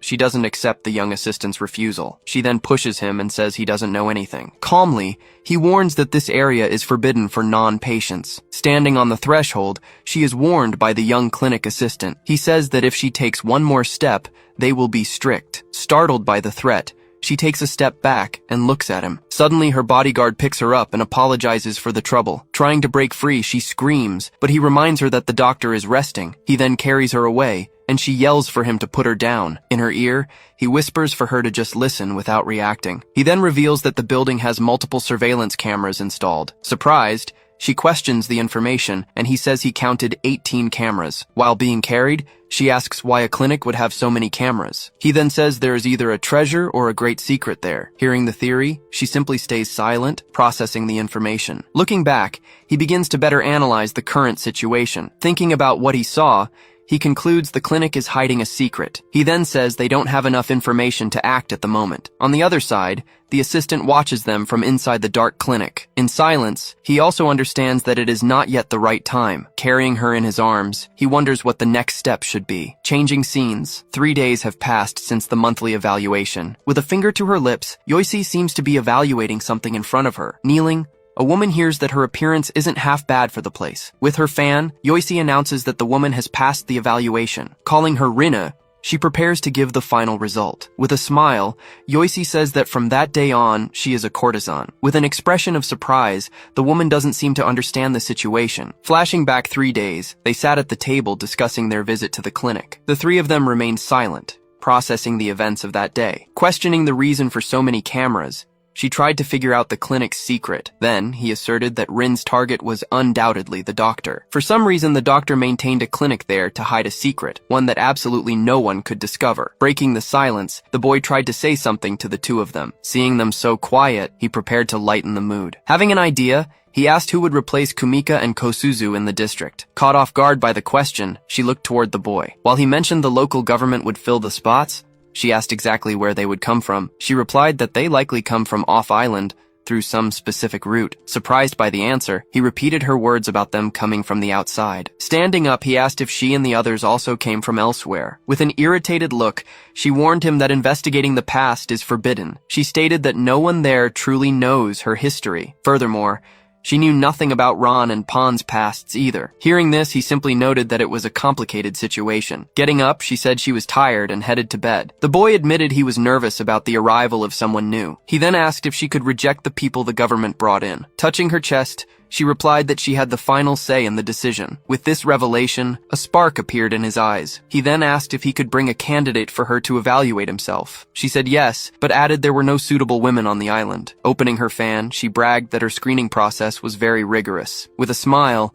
the boy questioned him, but he simply nodded in confirmation. Smirking, he said he just needed to mention an emergency patient. Surprised, the boy caught on to the plan and stood there in shock. Back in the present, Yoisi informed the doctor that she was now a courtesan. Confused, the doctor watched the scene with a puzzled expression. Kneeling, she begged them not to do this. rejecting their proposal. She stated she had no intention of becoming a courtesan. Confused, she asked about the emergency patient mentioned earlier. She then discovered there was no such patient, leaving her shocked by the revelation. Turning to the two of them, Yoisi ordered them to teach the newcomer everything. Faced with the order, the woman stood paralyzed, unable to react. She then turned and looked at him with pure rage in her eyes.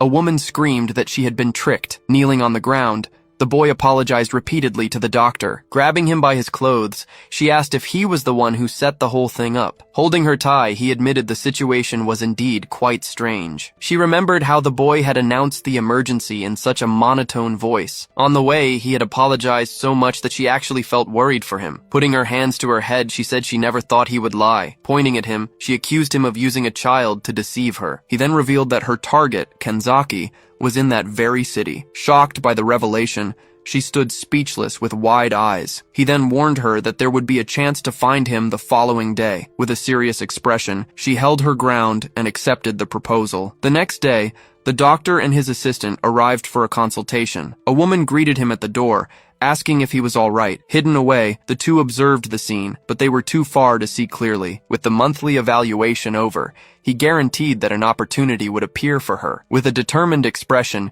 she agreed and waited for the moment to arise. The doctor then knocked on another door, announcing his arrival for the exam. Being welcomed in, he entered the room to begin the medical consultation. At the entrance, a new courtesan awaited him, saying it was a pleasure to meet him. Winking, she introduced herself as Rinko, the district's newest girl. Hearing the introduction, the doctor simply commented on her being new there. Asking for permission to enter, he mentioned that this used to be Miss Kosuzu's room. Taking off his hat, he introduced himself as Dr. Muroi of the Flower District. Upon hearing his name, she froze completely, unable to move. Analyzing every detail of his face, she had to be certain of his identity. With sweat dripping down, she continued to stare at him without saying a single word. Finally, she confirmed that the man in front of her was indeed her target, Kenzaki. Kneeling, she said she felt relieved he was such a kind doctor. With a smile behind her mask, she said she had been desperate to find him. Drawing a dagger, she revealed that she had wanted to kill him for a long, long time. Firmly, she grips the handle of the dagger,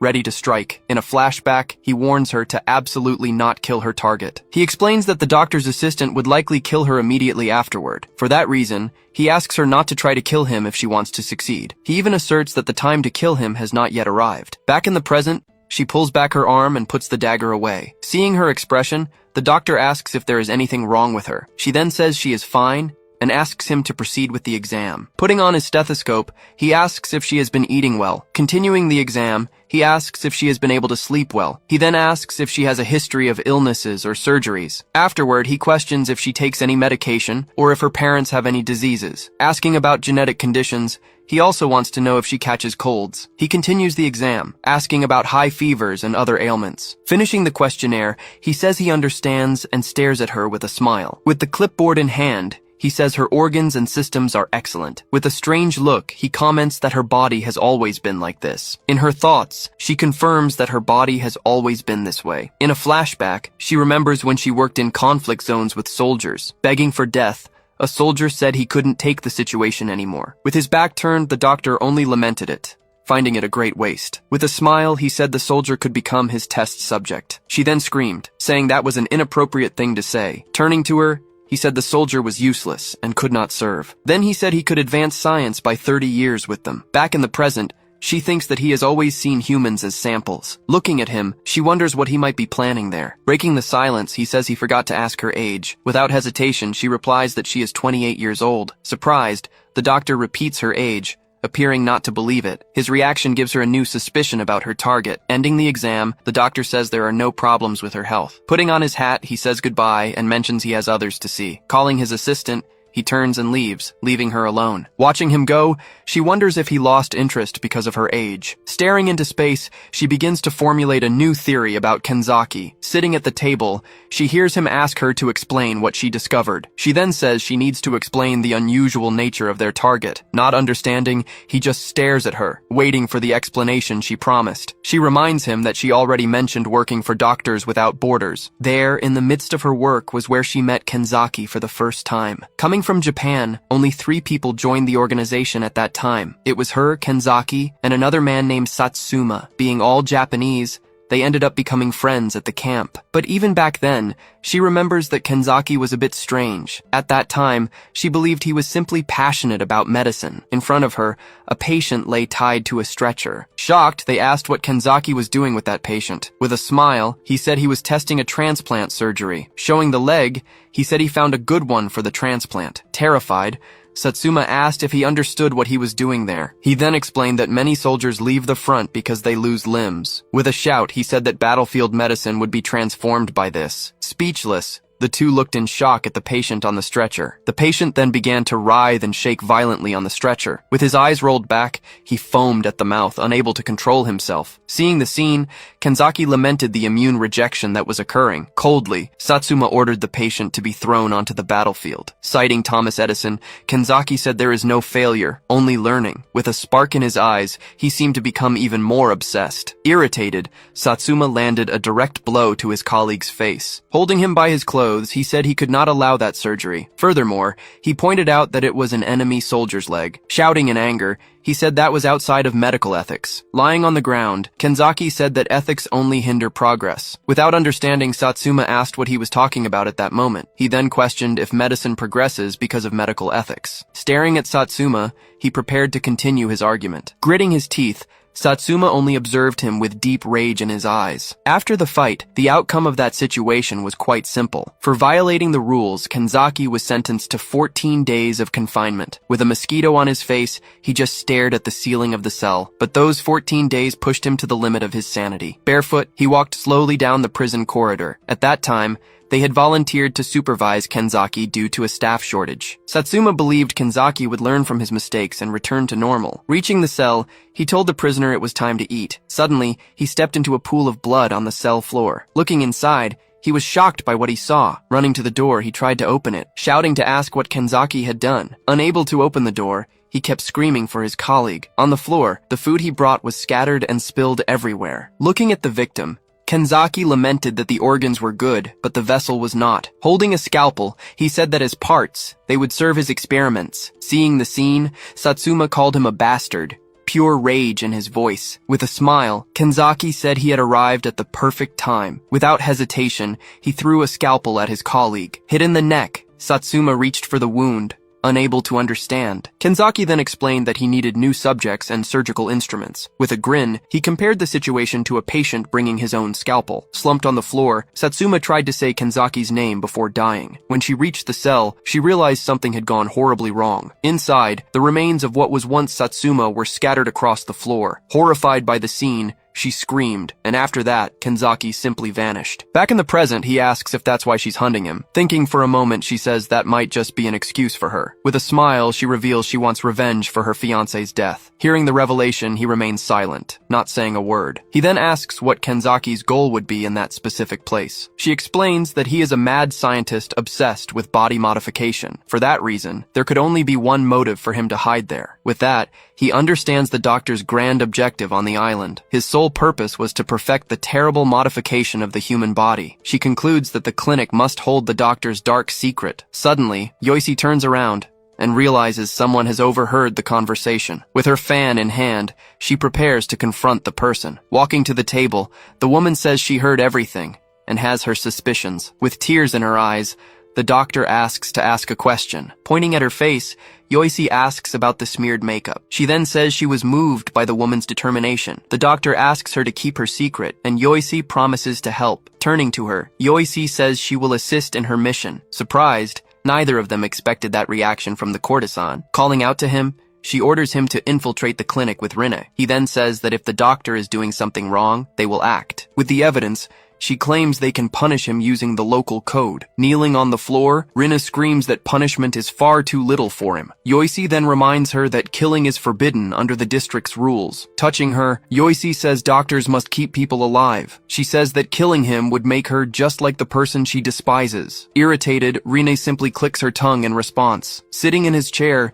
He says he agrees with most of the plan, but he warns that he will kill the doctor if he deems it necessary. Showing his hand, he says they are already dirty anyway. He then says he would have raided the clinic already if he could, but he reminds her that the place has dozens of surveillance cameras. She offers her help, but he questions her acting skills. With her hand over her mouth, she recalls her performance in front of the clinic. Suddenly, the boy comes running, catching Yoise's attention. With a smile, he says he brought the bottle she asked for. Handing the bottle to her, he is thanked for his help. She then pops the cork with great ease and speed. Without using a glass, she tips the bottle back and drinks straight from the neck. He asks what she's planning, and the doctor watches, confused. With her mouth full, she says she's not good at actual acting. Watching the scene, the doctor breaks into a cold sweat, not understanding the situation. He then says she's going to become a real drunken patient. With the bottle in hand, she says she'll lure them out and is counting on him. The doctor and he are shocked by the courtesan's boldness. Suddenly, she runs and prepares to jump out the window. Without hesitating, she leaps from the building's second floor. On the street, she falls hard onto one of the men in suits. With the impact,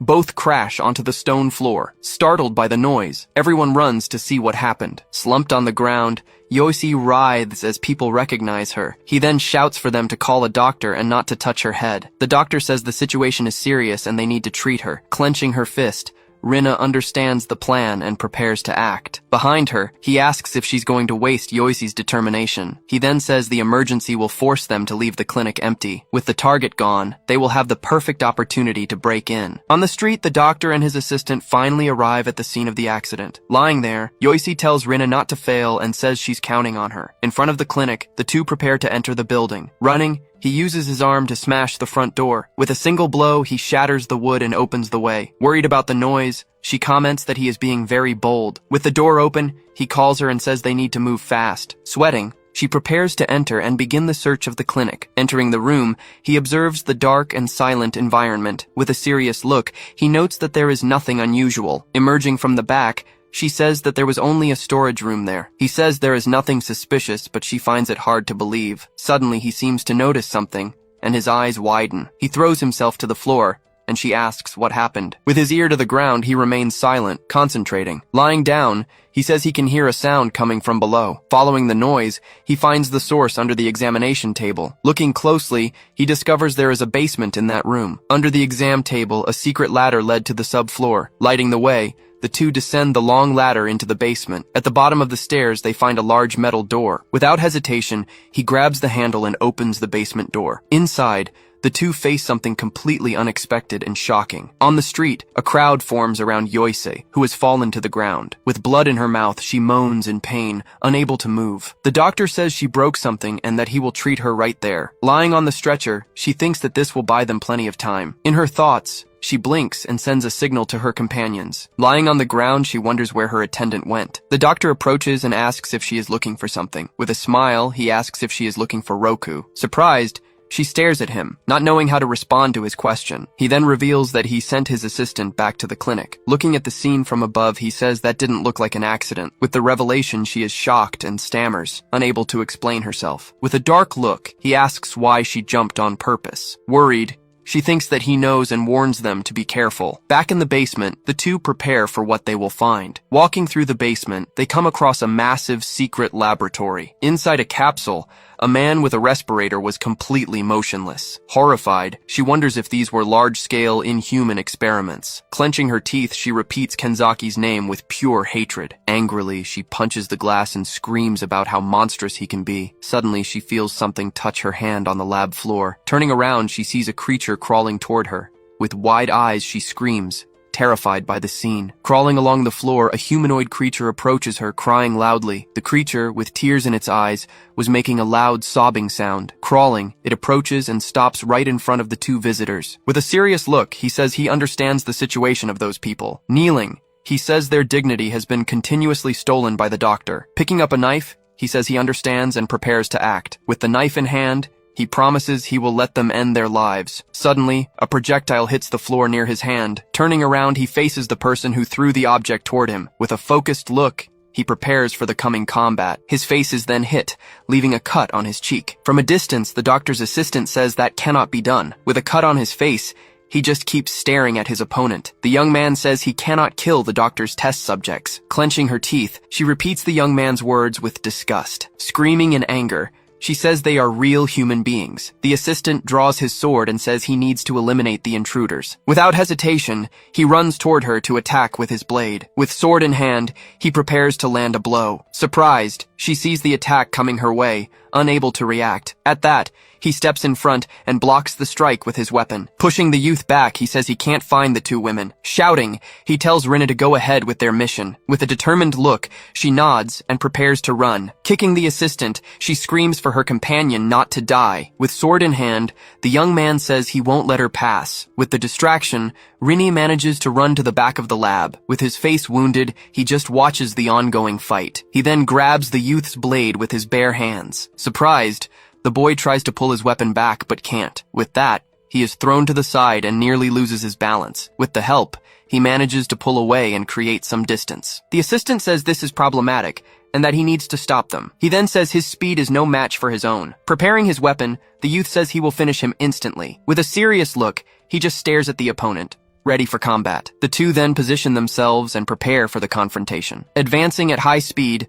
the young assistant attacks the opponent directly. With a focused gaze, he watches his rival's movement without backing down, but he manages to block the blow with his weapon at the last second. Having his attack stopped, the assistant glares at him with a serious expression. With his weapon ready, he prepares to start his counterattack. He then strikes the ground, using the impact to defend himself. With a spin, he dodges and creates a small distance between the two. He says that before, his leg wasn't at full strength in the fight. Now, he challenges him to fight using his true maximum power. In response, the young assistant spits a small dart from his mouth.